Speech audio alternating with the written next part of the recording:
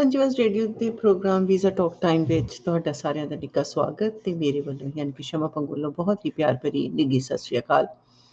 ਇਸ ਪ੍ਰੋਗਰਾਮ ਵਿੱਚ ਅਸੀਂ ਲਾਈਵ ਤੁਹਾਡੇ ਕੋਈ ਵੀ ਇਮੀਗ੍ਰੇਸ਼ਨ ਰਿਲੇਟਿਡ ਯਾਨੀ ਕਿ ਆਸਟ੍ਰੇਲੀਆ ਦੀ ਇਮੀਗ੍ਰੇਸ਼ਨ ਦੇ ਰਿਲੇਟਿਡ ਕੋਈ ਵੀ ਕੁਇਰੀਜ਼ ਹੋਣ ਉਹਨਾਂ ਦੇ ਜਵਾਬ ਅਸੀਂ ਮਾਈਗ੍ਰੇਸ਼ਨ ਏਜੰਟ ਤੋਂ ਜਿਹੜੇ ਐਕਸਪਰਟਸ ਹੁੰਦੇ ਨੇ ਉਹਨਾਂ ਤੋਂ ਲੈ ਕੇ ਦਿੰਦੇ ਹਾਂ। ਤੇ ਅੱਜ ਦੇ ਇਸ ਪ੍ਰੋਗਰਾਮ ਦੇ ਵਿੱਚ ਸਾਡੇ ਨਾਲ ਜਿਹੜੇ ਇਮੀਗ੍ਰੇਸ਼ਨ ਕੰਸਲਟੈਂਟ ਐਕਸਪਰਟ ਜਿਨ੍ਹਾਂ ਨੂੰ ਅਸੀਂ ਕਹਿ ਸਕਦੇ ਹਾਂ ਉਹ ਹੈਗੇ ਨੇ ਤਨਵੀ ਦੱਤ ਜੀ ਫਰੋਮ GNT ਮਾਈਗ੍ਰੇਸ਼ਨ। ਤੇ ਆਪਣੀਆਂ ਕੁਇਰੀਜ਼ ਤੁਸੀਂ ਜਿਹੜੀਆਂ ਨੇ ਉਹਨਾਂ ਨੂੰ ਲਿਖ ਕੇ ਰੱਖ ਲਓ ਤੇ ਅਸੀਂ ਤੁਹਾਨੂੰ ਉਹਨਾਂ ਤੋਂ ਬਹੁਤ ਜਲਦੀ ਉਹਨਾਂ ਦੇ ਤੁਹਾਡੀਆਂ ਕੁਇਰੀਜ਼ ਦੇ ਜਵਾਬ ਲੈ ਕੇ ਦੇਵਾਂਗੇ ਤਨਵੀ ਜੀ ਕੋਲੋਂ। ਔਰ ਨਾਲ ਦੀ ਨਾਲ ਅੱਜ ਅਸੀਂ ਗੱਲ ਕਰਾਂਗੇ ਸਟੇਟ ਨੋਮੀਨੇਸ਼ਨਸ ਬਾਰੇ ਕਿ ਸਟੇਟ ਨੋਮੀਨੇਸ਼ਨਸ ਕੀ ਹੁੰਦੀਆਂ ਔਰ ਹਰ ਇੱਕ ਸਟੇਟ ਦੇ ਬਾਰੇ ਕਿ ਕੀ ਸਟੇਟਸ ਆ ਸਟੇਟ ਦਾ। ਤੇ ਕਰ ਲਈਏ ਫਿਰ ਵੈਲਕਮ ਤਨਵੀ ਜੀ ਨੂੰ ਤੇ ਉਸ ਤੋਂ ਬਾਅਦ ਕਰਦੇ ਹਾਂ ਆਪਣੇ ਲਾਈਵ question answer ਦਾ ਸੈਸ਼ਨ ਸ਼ੁਰੂ। ਹਾਂਜੀ Tanvi ji welcome to show visa talk. ਹਾਂਜੀ ਤੇ ਹਮੇਸ਼ਾ ਦੀ ਤਰ੍ਹਾਂ ਅਸੀਂ ਥੋੜਾ ਜਿਹਾ ਖੁਲਾਸਾ ਪਹਿਲਾਂ ਕਰ ਦਈਏ ਕਿ ਸਟੇਟ ਨੋਮੀਨੇਸ਼ਨਸ ਦਾ ਕਿ ਜਿਨ੍ਹਾਂ ਨੇ ਪਹਿਲਾਂ ਸਾਡਾ ਕਦੀ ਪ੍ਰੋਗਰਾਮ ਨਹੀਂ ਵੇਖਿਆ ਤੇ ਉਹਨਾਂ ਨੂੰ ਅਸੀਂ ਬਰੀਫ ਵਿੱਚ ਦੱਸ ਦਈਏ ਕਿ ਆਸਟ੍ਰੇਲੀਆ ਦੇ ਵਿੱਚ ਸਟੇਟ ਨੋਮੀਨੇਸ਼ਨ ਦੀ ਜਦੋਂ ਅਸੀਂ ਗੱਲ ਕਰਦੇ ਹਾਂ ਤੇ ਅਸਲ ਵਿੱਚ ਉਹਦਾ ਕੀ ਮਤਲਬ ਹੈ ਸਟੇਟ ਨੋਮੀਨੇਸ਼ਨ ਦਾ। ਸ਼ਮਾ ਜੀ ਸਟੇਟ ਨੋਮੀਨੇਸ਼ਨ PR ਲੈਣ ਦਾ ਇੱਕ ਤਰੀਕਾ ਹੈ। ਇਮੀਗ੍ਰੇਸ਼ਨ ਜਦੋਂ ਪੁਆਇੰਟਸ ਬੇਸਡ ਵੀਜ਼ਾ ਦੇ ਉੱਤੇ PR ਦਿੰਦੀ ਹੈ ਤਾਂ ਜਾਂ ਤਾਂ ਡਾਇਰੈਕਟਲੀ 189 ਵੀਜ਼ਾ ਹੁੰਦਾ ਜਿਹੜਾ ਕਿ ਇਮੀਗ੍ਰੇਸ਼ਨ ਡਾਇਰੈਕਟ ਆਪਣੇ ਵੱਲੋਂ ਜਿਹਦਾ ਇਨਵੀਟੇਸ਼ਨ ਦਿੰਦੀ ਹੈ, ਜਾਂ ਫਿਰ ਉਹ ਸਟੇਟ ਦੇ ਰਾਹੀਂ ਐਪਲੀਕੈਂਟ ਨੂੰ ਇੱਕ ਇਨਵੀਟੇਸ਼ਨ ਦਿਵਾਉਂਦੀ ਹੈ ਜਿਹਦੇ ਥਰੂ ਬੱਚਾ PR ਦੇ ਰਸਤੇ ਤੁਰਦਾ ਹੈ। ਹੁਣ ਸਟੇਟ ਨੋਮੀਨੇਸ਼ਨ ਦੇ ਵਿੱਚ ਦੋ ਵੀਜ਼ੇ ਆਉਂਦੇ ਨੇ, ਇੱਕ 190 ਜਿਹੜਾ ਕਿ ਸਿੱਧਾ PR ਦਾ ਹੁੰਦਾ ਔਰ ਇੱਕ 491 ਜਿਹੜਾ ਕਿ ਰੀਜਨਲ ਵੀਜ਼ਾ ਹੁੰਦਾ ਲੀਡਿੰਗ ਟੂ PR ਜੀ। ਔਰ ਸਟੇਟ ਦਾ ਇਹਦੇ ਚ ਰੋਲ ਹੁੰਦਾ ਹੈ ਕਿ ਹਰ ਸਟੇਟ ਨੂੰ ਕੋਟਾ ਇੱਕ ਐਲੋਕੇਸ਼ਨ ਦਿੱਤੀ ਜਾਂਦੀ ਹੈ ਹਰ ਫਾਈਨੈਂਸ਼ੀਅਲ ਈਅਰ 'ਚ ਔਰ ਉਹ ਫਿਰ ਉਹਦੇ ਹਿਸਾਬ ਨਾਲ ਆਪਣੀਆਂ ਆਕੂਪੇਸ਼ਨ ਲਿਸਟ ਡਿਜ਼ਾਈਨ ਕਰਦੇ ਨੇ, ਸੀਟਾਂ ਐਲੋਕੇਟ ਕਰਦੇ ਨੇ ਅਲੱਗ-ਅਲੱਗ ਆਕੂਪੇਸ਼ਨਸ ਨੂੰ, ਅਲੱਗ-ਅਲੱਗ ਵੀਜ਼ਿਆਂ ਨੂੰ ਔਰ ਆਪਣੇ ਕ੍ਰਾਈਟੇਰੀਆ ਸੈੱਟ ਕਰਦੇ ਨੇ। ਕੋਈ ਸਿਰਫ ਪੜ੍ਹਾਈ ਦੇ ਬੇਸ ਤੇ ਇਨਵਾਈਟ ਕਰਦਾ ਹੈ, ਕੋਈ ਕੰਮ ਦੇ ਬੇਸ ਤੇ ਇਨਵਾਈਟ ਕਰਦਾ ਹੈ, ਕੋਈ ਪੁਆਇੰਟਸ ਦੇ ਬੇਸ ਤੇ ਇਨਵਾਈਟ ਕਰਦਾ ਹੈ। So different areas through state nomination ਦਿੱਤੀ ਜਾਂਦੀ ਹੈ। ਕੋਵਿਡ ਦੇ ਦੌਰਾਨ ਇਮੀਗ੍ਰੇਸ਼ਨ ਦਾ ਡਾਇਰੈਕਟ 190 ਵੀਜ਼ਾ ਆਲਮੋਸਟ ਬੰਦ ਰਿਹਾ, ਸਿਰਫ ਹੈਲਥ ਕੇਅਰ ਸੈਕਟਰ ਨੂੰ ਬੜੀ ਲਿਮਿਟਡ ਜਿਹੀਆਂ ਸੀਟਾਂ ਮਿਲੀਆਂ, 6000 ਦਾ ਨੰਬਰ ਜਿਹੜਾ ਬਹੁਤ ਹੀ ਲਿਮਿਟਡ ਮੰਨਿਆ ਜਾਂਦਾ ਉਹ ਇਹਨਾਂ ਨੇ ਲੋਕੇਟ ਕੀਤਾ ਸੀਗਾ। ਸੋ ਸਾਰਾ ਦਾ ਸਾਰਾ ਜਿਹੜਾ ਭਾਰ ਸੀਗਾ ਉਹ ਸਟੇਟਸ ਵੱਲ ਆ ਗਿਆ ਸੀਗਾ, ਸਟੇਟਸ ਨੂੰ ਜ਼ਿਆਦਾ ਨੰਬਰ ਦਿੱਤੇ ਗਏ ਸੀਗੇ ਜਿਹਦੇ ਥਰੂ ਸਟੇਟ ਨੋਮੀਨੇਸ਼ਨ ਦੇ ਰਾਹੀਂ ਬੱਚਿਆਂ ਨੂੰ PR ਦੇ ਰਸਤੇ ਜਿਹੜੇ ਨੇ ਉਹਨਾਂ ਦੇ ਖੁੱਲਦੇ ਸੀਗੇ। ਔਰ ਉਹਦੇ ਬਾਰੇ ਆਪਾਂ ਅੱਜ ਮੇਨਲੀ ਗੱਲ ਕਰ ਰਹੇ ਹਾਂ ਕਿਉਂਕਿ ਆਪਾਂ almost last quarter of the financial year 'ਚ ਪਹੁੰਚਣ ਵਾਲੇ ਆ, ਜਿਹੜਾ ਕਿ ਸਭ ਤੋਂ ਜ਼ਿਆਦਾ ਬਿਜ਼ੀ ਹੁੰਦਾ, ਜਿਹਦੇ 'ਚ ਸਭ ਤੋਂ ਜ਼ਿਆਦਾ ਹਲਚਲ ਹੁੰਦੀ ਹੈ, ਇਨਵੀਟੇਸ਼ਨਸ ਆਉਂਦੇ ਨੇ ਕਿਉਂਕਿ ਸਾਰੀਆਂ ਸਟੇਟਾਂ ਨੇ ਆਪਣੇ ਬਚੇ ਹੋਏ ਨੰਬਰਸ ਜਿਹੜੇ ਨੇ ਉਹ ਡਿਵਾਈਡ ਕਰਨੇ ਹੁੰਦੇ ਨੇ, ਸਟੂਡੈਂਟਸ ਨੂੰ ਇਨਵਾਈਟ ਕਰਨਾ ਹੁੰਦਾ। ਸੋ ਉਹ ਹੁੰਦੀ ਹੈ ਜੀ ਸਟੇਟ ਨੋਮੀਨੇਸ਼ਨ। ਬਿਲਕੁਲ। ਤੇ ਹੁਣ ਜੇ ਅਸੀਂ ਸਟੇਟ ਨੋਮੀਨੇਸ਼ਨ ਦਾ ਤੇ ਚਲੋ ਜਿਨ੍ਹਾਂ ਨੂੰ ਨਹੀਂ ਸੀ ਪਤਾ ਉਹਨਾਂ ਨੂੰ ਪਤਾ ਲੱਗ ਗਿਆ ਕਿ ਇੱਕ PR ਲੈਣ ਦਾ ਤਰੀਕਾ ਹੈ। ਤੇ ਹੁਣ ਜੇ ਅਸੀਂ ਸਟੇਟ ਵਾਈਜ਼ ਗੱਲ ਕਰੀਏ ਤੇ ਅਸੀਂ ਸਟੇਟਸ ਦੀ ਗੱਲ ਕਰਦੇ ਹਾਂ ਪਹਿਲਾਂ ਕਿ ਹਰ ਇੱਕ ਸਟੇਟ ਦੀ ਗੱਲ ਕਰੀਏ ਕਿ ਉਹਨਾਂ ਦਾ ਕੀ ਸਟੇਟਸ ਆ, ਕਿ ਉਹਦੇ ਨਾਲ ਹੀ ਕਿ ਕਿਹੜੀ ਸਟੇਟ ਜਿਹੜੀ ਆ ਉਹਦੇ ਮਤਲਬ ਕਿ ਪ੍ਰੀਫਰਡ ਸਟੇਟ ਆ ਸਟੂਡੈਂਟਸ ਵੱਲੋਂ, ਤੇ ਜੇ ਮਤਲਬ ਕਿ ਬਹੁਤ ਹੀ ਜ਼ਿਆਦਾ ਜਿਹੜੀ ਲੋਕਾਂ ਵੱਲੋਂ ਪ੍ਰੀਫਰਡ ਸਟੇਟ ਹੁੰਦੀ ਆ ਉਹਦੇ ਵਾਸਤੇ ਜਾਣਾ ਚਾਹੀਦਾ ਜਾਂ ਕਿ ਜਿਹੜੀ ਇੰਨੀ ਪ੍ਰੀਫਰਡ ਨਹੀਂ ਹੁੰਦੀ ਉਹਦੇ ਵਾਸਤੇ ਜਾਣਾ ਚਾਹੀਦਾ।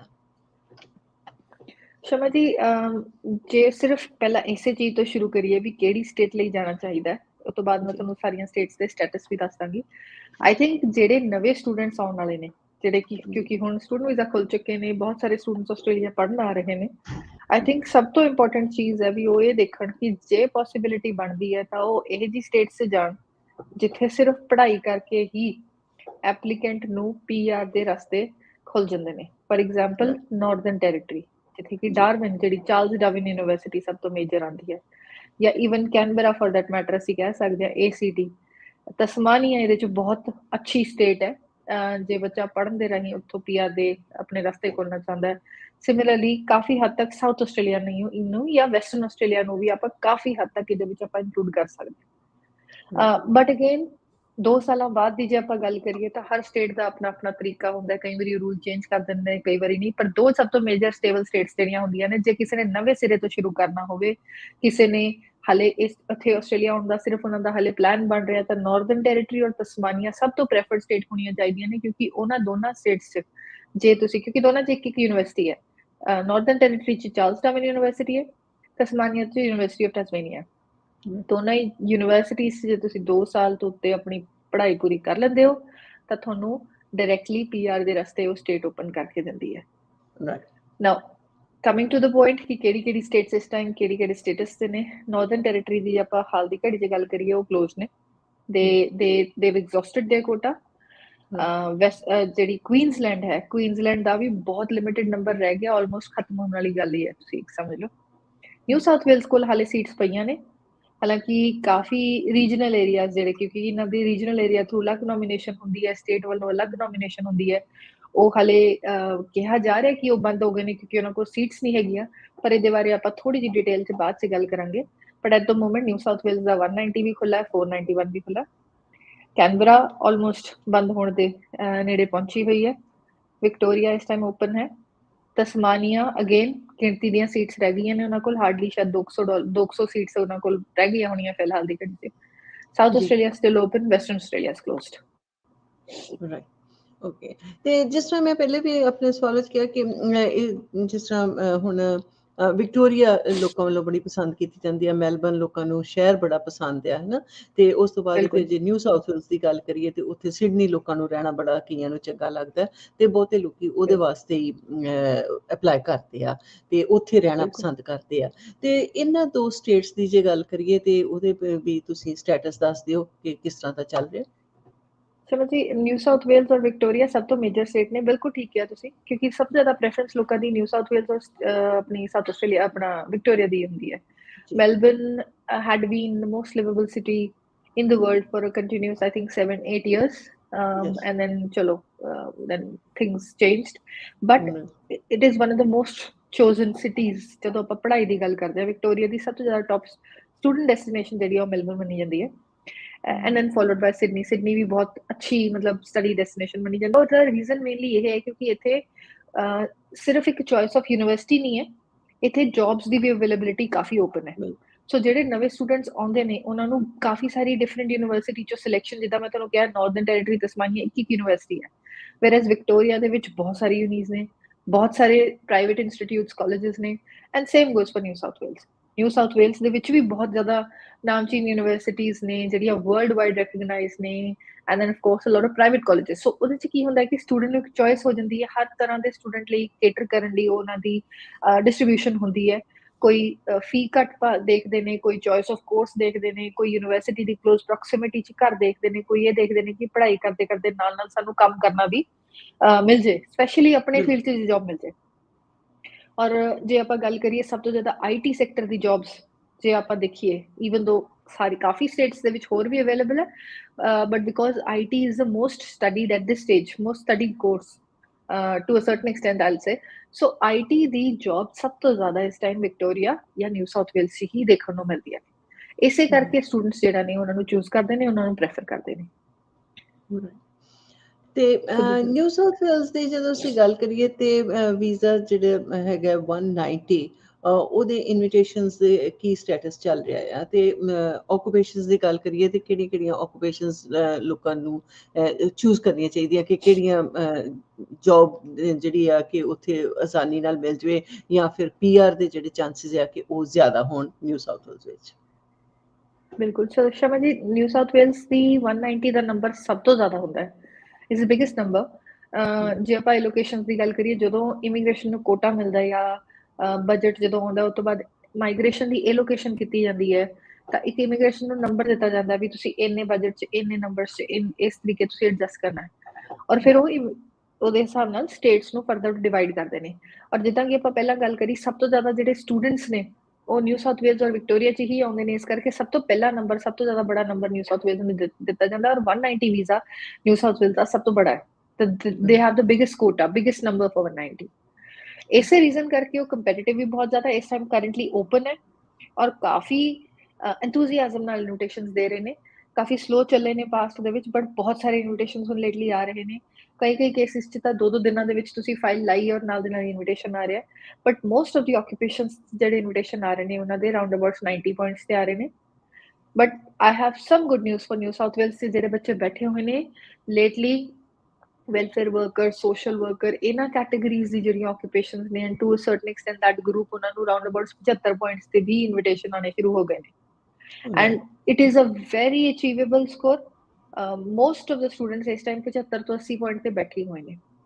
But because New South Wales ਦੀ ਰਿਕੁਆਇਰਮੈਂਟ ਹੈ ਕਿ ਤੁਸੀਂ 3 ਮੰਥਸ ਉੱਥੇ ਰਹੇ ਹੋਣੇ ਚਾਹੀਦੇ ਹੋ, ਜਾਂ ਫਿਰ ਤੁਸੀਂ ਉੱਥੇ ਆਪਣੇ ਫੀਲਡ ਦੇ ਵਿੱਚ ਜੌਬ ਕਰਦੇ ਹੋਣੇ ਚਾਹੀਦੇ ਹੋ, ਤਾਂ ਸਿਰਫ EOI ਪਾ ਕੇ ਇਨਵੀਟੇਸ਼ਨ ਲੈਣ ਨਾਲ ਨਿਊ ਸਾਊਥ ਵੇਲਸ ਦਾ ਜਿਹੜਾ ਹੈ PR ਦਾ 190 ਆਪਸ਼ਨ ਨਹੀਂ ਖੁੱਲੇਗਾ। But I would say occupation wise New South Wales ਦੇ ਵਿੱਚ ਅੱਜ ਦੀ ਘੜੀ 'ਚ ਸਾਰੀ ਆਕੂਪੇਸ਼ਨਸ ਓਪਨ ਨੇ, ਆਲਮੋਸਟ ਐਵਰੀ ਸਿੰਗਲ ਆਕੂਪੇਸ਼ਨ। ਥੋੜੀ ਜਿਹੀ ਜ਼ਿਆਦੀ ਇਹਨਾਂ ਨੇ ਇਹ ਕਰੀ ਸੀ ਸ਼ਮਾ ਜੀ ਕਿ ਇਹਨਾਂ ਨੇ ਦਸੰਬਰ 'ਚ, ਐਂਡ ਆਫ ਦਸੰਬਰ, ਇਹਨਾਂ ਨੇ ਇੱਕ ਐਡੀਸ਼ਨਲ ਰਿਕੁਆਇਰਮੈਂਟ ਪਾਤੀ ਸੀਗੀ ਕਿ most of the occupations, most of the I would say pro rata ਜਿਹਨੂੰ ਅਸੀਂ ਕਹਿ ਦਿੰਦੇ ਆ, ਸਭ ਤੋਂ ਕਾਮਨ ਆਕੂਪੇਸ਼ਨ ਜਿਹਦੇ ਸਭ ਤੋਂ ਜ਼ਿਆਦਾ ਕੰਪੀਟੀਸ਼ਨ ਹੁੰਦਾ, ਜਿਵੇਂ IT ਵਾਲੇ ਹੋ ਗਏ ਬੱਚੇ, ਇੰਜੀਨੀਅਰਿੰਗ ਵਾਲੇ ਹੋ ਗਏ, ਸੌਰੀ ਇੰਜੀਨੀਅਰਿੰਗ ਨਹੀਂ, IT ਵਾਲੇ, ਅਕਾਊਂਟਿੰਗ ਵਾਲੇ, ਟ੍ਰੇਡਸ ਵਾਲੇ, ਇਹਨਾਂ ਮੋਸਟ ਆਫ ਦੀਸ ਆਕੂਪੇਸ਼ਨਸ ਇਹਨਾਂ ਦੇ ਵਿੱਚ 3 ਸਾਲ ਦਾ ਇਹਨਾਂ ਨੇ ਐਕਸਪੀਰੀਅੰਸ ਪਾਤਾ ਸੀਗਾ ਕਿ ਤੁਹਾਡੇ ਕੋਲ 3 ਈਅਰ ਦਾ ਐਕਸਪੀਰੀਅੰਸ ਹੋਣਾ ਜ਼ਰੂਰੀ ਹੈ। ਸੋ ਅਗਰ ਜੇ ਆਪਾਂ 190 ਦੀ ਗੱਲ ਕਰੀਏ, ਜਿਹੜੇ ਬੱਚੇ ਆਪਣੇ ਫੀਲਡ ਦੇ ਵਿੱਚ 3 ਸਾਲ ਤੋਂ ਕੰਮ ਕਰ ਰਹੇ ਸੀਗੇ, ਸਪੈਸੀਫਿਕਲੀ ਜੇ ਉਹਨਾਂ ਦੀ ਆਕੂਪੇਸ਼ਨ 'ਚ ਇਹ ਰਿਕੁਆਇਰਮੈਂਟ ਸੀਗੀ, ਫਿਰ ਤਾਂ ਉਹਨਾਂ ਨੂੰ ਵੇਟ ਕਰਨੀ, ਇਨਵੀਟੇਸ਼ਨ ਆਉਣ ਦੇ ਚਾਂਸਸ ਹੋਣਗੇ। ਬਟ ਉਹਦੇ ਇਲਾਵਾ ਜੇ ਤੁਸੀਂ EOI ਪਾ ਕੇ ਵੇਟ ਕਰ ਰਹੇ ਹੋ ਕਿ ਸਾਡਾ ਇਨਵੀਟੇਸ਼ਨ ਆ ਜਾਏਗਾ ਔਰ ਫਿਰ ਅਸੀਂ ਦੇਖਾਂਗੇ, ਔਰ ਤੁਹਾਡੇ ਕੋਲ 3 ਸਾਲ ਦਾ ਇਨਵੀਟੇਸ਼ਨ, ਸੌਰੀ 3 ਸਾਲ ਦਾ ਐਕਸਪੀਰੀਅੰਸ ਨਹੀਂ ਹੈ, then you are wasting your time, you are wasting your attempt।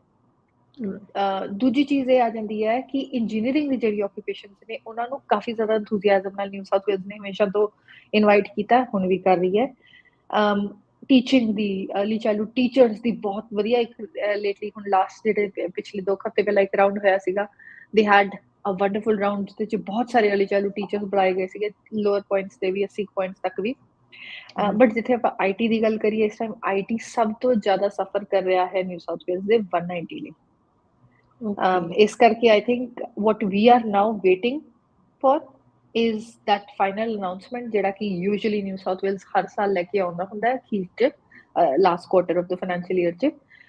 And ਜਿਹੜੀ ਕਿ ਮੇਰੀ ਸੋ ਫਾਰ ਦੀ ਕੈਲਕੂਲੇਸ਼ਨ ਹੈ, and touch wood, most of the things that ਆਪਾਂ ਜੇ ਆਪਾਂ ਪਾਸਟ 'ਚ ਜਾ ਕੇ ਆਪਣੇ ਸ਼ੋਜ਼ 'ਚ ਸੁਣੀਏ ਜਾਂ ਮੇਰੇ ਵੀਡੀਓਜ਼ 'ਚ ਚੈੱਕ ਕਰੀਏ, ਤਾਂ ਜਿੰਨੀਆਂ ਵੀ ਆਪਾਂ ਗੱਲਾਂ ਕਰੀਆਂ ਨੇ, and that was not a prediction, it was just based on the trends and things that were happening, ਉਹਨਾਂ ਨੂੰ ਰੀਡ ਕਰਕੇ ਇੱਕ ਐਨਾਲਿਸਿਸ ਕਰਿਆ ਜਾਂਦਾ ਸੀਗਾ, ਉਹ ਸਹੀ ਸਾਬਤ ਹੋ ਰਹੀਆਂ ਨੇ।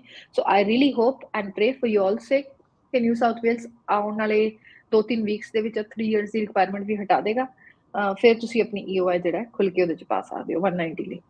ਜੀ, ਤੇ ਤਨਵੀ ਜੀ, ਜਦੋਂ ਕਿਸੇ ਨੇ ਡਿਸਾਈਡ ਕਰ ਲਿਆ ਕਿ ਉਹਨਾਂ ਨੇ ਇਸ ਸਬ ਕਲਾਸ ਵੀਜ਼ਾ ਕੈਟੇਗਰੀ ਵਾਸਤੇ ਜਾਣਾ ਹੈ, ਤੇ ਉਹਨਾਂ ਨੇ ਐਪਲੀਕੇਸ਼ਨ ਜਦੋਂ ਲੌਂਚ ਕਰਨੀ ਹੈ, ਤੇ ਕਿਹੜੀਆਂ-ਕਿਹੜੀਆਂ ਗੱਲਾਂ ਧਿਆਨ ਵਿੱਚ ਰੱਖਣੀਆਂ ਚਾਹੀਦੀਆਂ ਐਪਲੀਕੈਂਟ ਨੂੰ? ਬਹੁਤ ਵਧੀਆ ਕੁਐਸਚਨ ਹੈ ਸ਼ਮਾ ਜੀ, ਕਿਉਂਕਿ ਨਿਊ ਸਾਊਥ ਵੇਲਸ ਦਾ ਸਿਸਟਮ ਇਦਾਂ ਹੁੰਦਾ ਹੈ ਕਿ ਅਸੀਂ ਇੱਕ ਫਾਰਮ ਭਰਦੇ ਹਾਂ ਜਿਹਨੂੰ ਅਸੀਂ ਕਹਿੰਦੇ ਹਾਂ ਐਕਸਪ੍ਰੈਸ਼ਨ ਆਫ ਇੰਟਰਸਟ। ਜੀ। ਉਸ ਐਕਸਪ੍ਰੈਸ਼ਨ ਆਫ ਇੰਟਰਸਟ 'ਚ ਕੋਈ ਕਾਗਜ਼ ਨਹੀਂ ਜਾਂਦਾ, ਉਹਦੇ ਵਿੱਚ ਕੋਈ ਫੀ ਨਹੀਂ ਹੁੰਦੀ। ਤੁਸੀਂ ਸਟ੍ਰੇਟ ਅਵੇ ਉਹ ਫਾਰਮ ਜਿਹੜਾ ਇਮੀਗ੍ਰੇਸ਼ਨ ਦੀ ਵੈਬਸਾਈਟ ਤੇ ਜਾ ਕੇ ਸਕਿੱਲ ਸਿਲੈਕਟ ਦੇ ਉੱਤੇ ਜਾ ਕੇ ਤੁਸੀਂ ਆਪਣੀ ਡਿਟੇਲਸ ਫਿਲ ਕਰਨੀਆਂ ਹੁੰਦੀਆਂ ਨੇ, ਔਰ ਤੁਸੀਂ ਉਹ ਸਬਮਿਟ ਕਰ ਦਿੰਦੇ ਹੋ। ਇੱਕ EOI ਨੰਬਰ ਜਨਰੇਟ ਹੁੰਦਾ ਹੈ, ਜਿਹੜਾ ਕਿ ਇੱਕ ਤਰੀਕੇ ਤੁਹਾਡਾ ਇੱਕ ਆਈਡੈਂਟੀਫਿਕੇਸ਼ਨ ਨੰਬਰ ਹੁੰਦਾ ਹੈ ਉਸ ਪ੍ਰੋਫਾਈਲ ਲਈ। ਨਿਊ ਸਾਊਥ ਵੇਲਸ ਸਿਰਫ EOI ਦੇ ਬੇਸਿਸ ਤੇ ਹੀ ਇੱਕ ਐਪਲੀਕੈਂਟ ਨੂੰ ਇਨਵਾਈਟ ਕਰਦਾ ਹੈ। ਸੋ ਨਿਊ ਸਾਊਥ ਵੇਲਸ ਨੇ ਕ੍ਰਾਈਟੇਰੀਆ ਇਹ ਲਿਖਿਆ ਹੋਇਆ ਕਿ ਤੁਸੀਂ ਜੇ 3 ਮੰਥਸ ਉੱਥੇ ਰਹਿ ਚੁੱਕੇ ਹੋ ਜਾਂ ਆਪਣੇ ਫੀਲਡ 'ਚ ਜੌਬ ਕਰ ਰਹੇ ਹੋ, ਔਰ ਤੁਹਾਡੀ ਆਕੂਪੇਸ਼ਨ ਦੀ ਜੇ ਕੋਈ ਐਡੀਸ਼ਨਲ ਰਿਕੁਆਇਰਮੈਂਟ ਨਹੀਂ ਹੈ, ਤੁਸੀਂ ਸਿਰਫ EOI ਪਾ ਦਿਓ and then we'll invite you. ਹੁਣ ਨਿਊ ਸਾਊਥ ਵੇਲਸ ਦਾ ਸਿਸਟਮ ਇਹ ਹੁੰਦਾ ਹੈ ਕਿ ਨਿਊ ਸਾਊਥ ਵੇਲਸ ਦੇ ਵਿੱਚ ਮੈਨੂਅਲੀ ਨਹੀਂ ਚੈੱਕ ਹੁੰਦਾ, ਉਹਨਾਂ ਨੇ ਕੰਪਿਊਟਰ ਜਨਰੇਟਡ ਸੌਫਟਵੇਅਰ ਦੇ ਵਿੱਚ ਫੀਡ ਕਰ ਦਿੰਦੇ ਨੇ, ਔਰ ਉਹਦੇ ਹਿਸਾਬ ਨਾਲ ਇਨਵੀਟੇਸ਼ਨ ਆਉਂਦੇ ਨੇ। ਹੁਣ ਇਹ ਤੋਂ ਬਾਅਦ ਨੈਕਸਟ ਸਟੇਜ ਇਹਨੂੰ ਕਹਿੰਦੇ ਆ ਪ੍ਰੀ ਇਨਵਾਈਟ। ਜਦੋਂ ਪ੍ਰੀ ਇਨਵਾਈਟ ਆ ਜਾਂਦਾ ਨਿਊ ਸਾਊਥ ਵੇਲਸ ਦਾ, ਉਦੋਂ ਅਗਲੀ ਸਟੇਜ ਹੁੰਦੀ ਹੈ ਕਿ ਜਿਹੜੀ ਵੀ ਅਸੀਂ ਸਾਰੀ ਇਨਫੋਰਮੇਸ਼ਨ ਇੱਕ EOI 'ਚ ਪ੍ਰੋਵਾਈਡ ਕੀਤੀ ਹੈ, ਉਹਦਾ ਅਸੀਂ ਡਾਕੂਮੈਂਟ ਸਬਮਿਸ਼ਨ ਕਰੀਏ, ਤਾਂ ਕਿ ਸਟੇਟ ਉਹ ਅਸੈਸ ਕਰ ਸਕੇ, ਉਹ ਚੈੱਕ ਕਰ ਸਕੇ ਕਿ ਜੋ ਦਾਅਵੇ ਕਰੇ ਸੀਗੇ ਤੁਸੀਂ EOI ਦੇ ਦੌਰਾਨ, ਉਹ ਸਾਰੇ ਦੇ ਸਾਰੇ ਪੂਰੇ ਹੁੰਦੇ ਵੀ ਨੇ ਕਿ ਨਹੀਂ। ਕਿਉਂਕਿ ਸਮਟਾਈਮਸ ਸਟੂਡੈਂਟਸ ਜ਼ਿਆਦਾ ਇਨਫੋਰਮੇਸ਼ਨ ਪ੍ਰੋਵਾਈਡ ਕਰ ਦਿੰਦੇ ਨੇ ਜਿਹੜੀ ਕਿ ਉਹਨਾਂ ਦੀ ਕਰੈਕਟ ਨਹੀਂ ਹੁੰਦੀ, ਜਾਂ ਉਹਨਾਂ ਨੂੰ ਪਤਾ ਨਹੀਂ ਹੁੰਦਾ ਜਾਂ ਉਹਨਾਂ ਦਾ ਕੋਈ ਇਹੋ ਜਿਹਾ ਡਾਕੂਮੈਂਟ ਐਕਸਪਾਇਰ ਹੋ ਚੁੱਕਿਆ ਹੁੰਦਾ ਜਿਹੜਾ ਉਹਨਾਂ ਨੇ ਧਿਆਨ ਨਹੀਂ ਕਰਿਆ ਹੁੰਦਾ। ਸੋ ਉਹ ਜਿਹੜਾ ਨੋਮੀਨੇਸ਼ਨ ਦੀ ਉਹ ਸਟੇਜ ਹੁੰਦੀ ਹੈ, ਉਹਦੇ ਵਿੱਚ ਉਹ ਸਟੇਟ ਜਿਹੜੀ ਹੈ ਉਹ ਅਸੈਸ ਕਰਦੀ ਹੈ। ਹੁਣ ਜਿਹੜੀ ਇੰਪੋਰਟੈਂਟ ਚੀਜ਼ ਇਹਦੇ 'ਚ ਧਿਆਨ ਰੱਖਣ ਵਾਲੀ ਹੈ ਉਹ ਇਹ ਹੈ ਕਿ ਸਭ ਤੋਂ ਪਹਿਲਾਂ ਤਾਂ EOI ਦੇ ਵਿੱਚ ਜਿਹੜੇ ਤੁਸੀਂ ਪੁਆਇੰਟਸ ਜਿਹੜੇ ਕਲੇਮ ਕਰ ਰਹੇ ਹੋ, ਜਿਹੜੀ ਇਨਫੋਰਮੇਸ਼ਨ ਪ੍ਰੋਵਾਈਡ ਕਰ ਰਹੇ ਹੋ, ਉਹ ਸਪੌਟ ਔਨ ਕਰੈਕਟ ਹੋਣੀ ਚਾਹੀਦੀ ਹੈ। ਡਾਕੂਮੈਂਟੇਸ਼ਨ ਵੈਲਿਡ ਹੋਣਾ ਚਾਹੀਦਾ, ਯਾਨੀ ਕਿ ਤੁਹਾਡੀ ਸਕਿੱਲਸ ਅਸੈਸਮੈਂਟ ਐਕਸਪਾਇਰ ਨਹੀਂ ਹੋਈ ਹੋਣੀ ਚਾਹੀਦੀ, ਔਰ ਆਉਣ ਵਾਲੇ ਘੱਟੋ ਘੱਟ ਨਹੀਂ ਤਾਂ 3 ਤੋਂ 4 ਮਹੀਨੇ ਤੱਕ ਉਹ ਵੈਲਿਡ ਹੋਣੀ ਚਾਹੀਦੀ ਹੈ। then your PY, English, every single thing that you had claimed points for, ਉਹ ਐਕਸਪਾਇਰ ਨਹੀਂ ਹੋਣੀ ਚਾਹੀਦੀ। ਤੁਹਾਡੀ ਰੈਜ਼ੀਡੈਂਸੀ ਦਾ ਬਹੁਤ ਇੰਪੋਰਟੈਂਟ ਰੋਲ ਹੈ ਵੀ ਤੁਸੀਂ ਨਿਊ ਸਾਊਥ ਵੇਲਸ ਦੇ ਵਿੱਚ ਰਹਿ ਰਹੇ ਹੋ ਔਰ ਨਿਊ ਸਾਊਥ ਵੇਲਸ ਦੇ ਵਿੱਚ ਹੀ ਕੰਮ ਕਰ ਰਹੇ ਹੋ। ਹੁਣ ਬਿਕੋਜ਼ ਤੁਸੀਂ 3 ਮੰਥਸ ਦੀ ਰਿਕੁਆਇਰਮੈਂਟ ਰਹਿ ਕੇ ਮੀਟ ਕਰ ਸਕਦੇ ਹੋ ਤਾਂ ਤੁਸੀਂ ਜ਼ਰੂਰੀ ਨਹੀਂ ਹੈ ਕਿ ਤੁਸੀਂ ਕੰਮ ਵੀ ਕਰ ਰਹੇ ਹੋ, so that should do. But ਜੇ ਤੁਸੀਂ ਕੰਮ ਦੇ ਬੇਸਿਸ ਤੇ ਜਾ ਰਹੇ ਹੋ, ਤੁਸੀਂ ਲੈਸ ਦੈਨ 3 ਮੰਥਸ ਤੋਂ ਉੱਥੇ ਰਹਿ ਕੇ EOI ਦਾ ਪ੍ਰੀ ਇਨਵਾਈਟ ਲੈ ਚੁੱਕੇ ਹੋ, ਤਾਂ ਉਹ ਕੰਮ ਤੁਹਾਡੇ ਆਪਣੇ ਜਾਂ ਆਪਣੇ ਕਲੋਜ਼ਲੀ ਰਿਲੇਟਡ ਫੀਲਡ 'ਚ ਹੋਣਾ ਚਾਹੀਦਾ ਹੈ। I'll give you an example ਕਿ ਕੋਈ ਬੰਦਾ ਫੈਕਟਰੀ 'ਚ ਕੰਮ ਕਰ ਰਿਹਾ ਹੈ ਐਜ਼ ਅ ਮਸ਼ੀਨ ਆਪਰੇਟਰ ਔਰ ਉਹਨਾਂ ਦੀ ਆਕੂਪੇਸ਼ਨ ਹੈ ਮਕੈਨੀਕਲ ਇੰਜੀਨੀਅਰ ਦੀ। Mechanical engineer has very different duties from a machine operator. So if you think ਕਿ ਤੁਸੀਂ ਉਹ ਆਪਣੀ ਕਲੋਜ਼ਲੀ ਰਿਲੇਟਡ ਫੀਲਡ ਦੇ ਹਿਸਾਬ ਨਾਲ ਉਹਨੂੰ ਕਨੈਕਟ ਕਰਕੇ ਪਾ ਦਿੰਦੇ ਹੋ, ਅੰਟਿਲ ਐਂਡ ਅਨਲੈਸ ਤੁਹਾਡੀਆਂ ਟਾਈਟਲ ਤੁਹਾਡਾ ਵਟ ਐਵਰ ਇਟ ਇਜ਼ ਲਾਈਕ ਜੋ ਵੀ ਹੈ, ਬਟ ਤੁਹਾਡੀ ਡਿਊਟੀਜ਼ ਜਿਹੜੀਆਂ ਨੇ ਮਕੈਨੀਕਲ ਇੰਜੀਨੀਅਰ ਦੀਆਂ ਨੇ, ਤਾਂ ਉਹਨਾਂ ਨੇ ਜਦੋਂ ਤੁਹਾਡੀ ਫਾਈਲ ਅਸੈਸ ਕਰਨੀ ਹੈ, snap of the finger they'll send you an invitation to comment, as we can call it, ਕਿ ਤੁਸੀਂ ਸਾਨੂੰ ਦੱਸੋ ਵੀ ਇਸ ਚੀਜ਼ ਦੇ ਉੱਤੇ ਤੁਹਾਡਾ ਰਿਫਿਊਜ਼ਲ ਕਿਉਂ ਨਾ ਦਿੱਤਾ ਜਾਏ, ਕਿਉਂਕਿ ਤੁਹਾਡੀ ਜਿਹੜੀ ਇਹ ਇਨਫੋਰਮੇਸ਼ਨ ਪ੍ਰੋਵਾਈਡ ਕਰੀ ਹੈ ਉਹ ਇਨਕਰੈਕਟ ਹੈ, ਜਾਂ ਕਈ ਕੇਸਿਸ 'ਚ ਉਹ ਡਾਇਰੈਕਟਲੀ ਵੀ ਰਿਫਿਊਜ਼ ਕਰ ਦਿੰਦੇ ਨੇ। ਸੋ ਆਈ ਥਿੰਕ ਸਭ ਤੋਂ ਇੰਪੋਰਟੈਂਟ ਚੀਜ਼ ਹੈ you keep in mind all the information that you have provided, all the claims ਜਿਹੜੇ ਤੁਸੀਂ ਕਰੇ ਨੇ EOI ਦੇ ਵਿੱਚ, ਤੁਸੀਂ ਉਹਨਾਂ ਨੂੰ ਸਬਸਟੈਂਸ਼ੀਏਟ ਕਰ ਸਕੋ, ਉਹਨਾਂ ਦੇ ਐਵੀਡੈਂਸ ਪ੍ਰੋਵਾਈਡ ਕਰ ਸਕੋ, ਐਂਡ ਮੇਕ ਸ਼ੋਰ ਤੁਸੀਂ ਐਕਸਕਲੂਸਿਵਲੀ ਨਿਊ ਸਾਊਥ ਵੇਲਸ ਦੇ ਉੱਤੇ ਹੀ ਫੋਕਸ ਹੋ, 2 ਸਟੇਟਾਂ 'ਚ ਪੈਰ ਰੱਖ ਕੇ ਨਾ ਬੈਠਿਓ। Okay, right. ਸੋ ਇਹਨਾਂ ਸਾਰੀਆਂ ਗੱਲਾਂ ਦਾ ਧਿਆਨ ਰੱਖਣਾ ਜ਼ਰੂਰੀ ਹੈ ਐਪਲੀਕੈਂਟ ਵਾਸਤੇ, ਤੇ ਤਾਂ ਕਿ ਤੁਹਾਡੀ ਜਿਹੜੀ ਐਪਲੀਕੇਸ਼ਨ ਆ ਉਹਨੂੰ ਰਿਫਿਊਜ਼ਲ ਨਾ ਮਿਲੇ।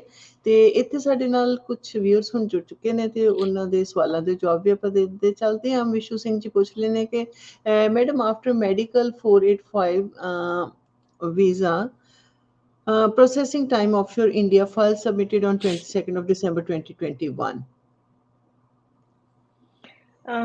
I think subsequent entrant ਦੀ ਗੱਲ ਕਰ ਰਹੇ ਨੇ, ਯਾਨੀ ਕਿ ਇਹਨਾਂ ਦੇ ਸਪਾਊਸ ਹੋਣਗੇ ਜਿਨ੍ਹਾਂ ਦਾ ਇਹਨਾਂ ਨੇ ਵੀਜ਼ਾ ਲਾਇਆ ਹੋਣਾ 485 ਤੋਂ ਬਾਅਦ।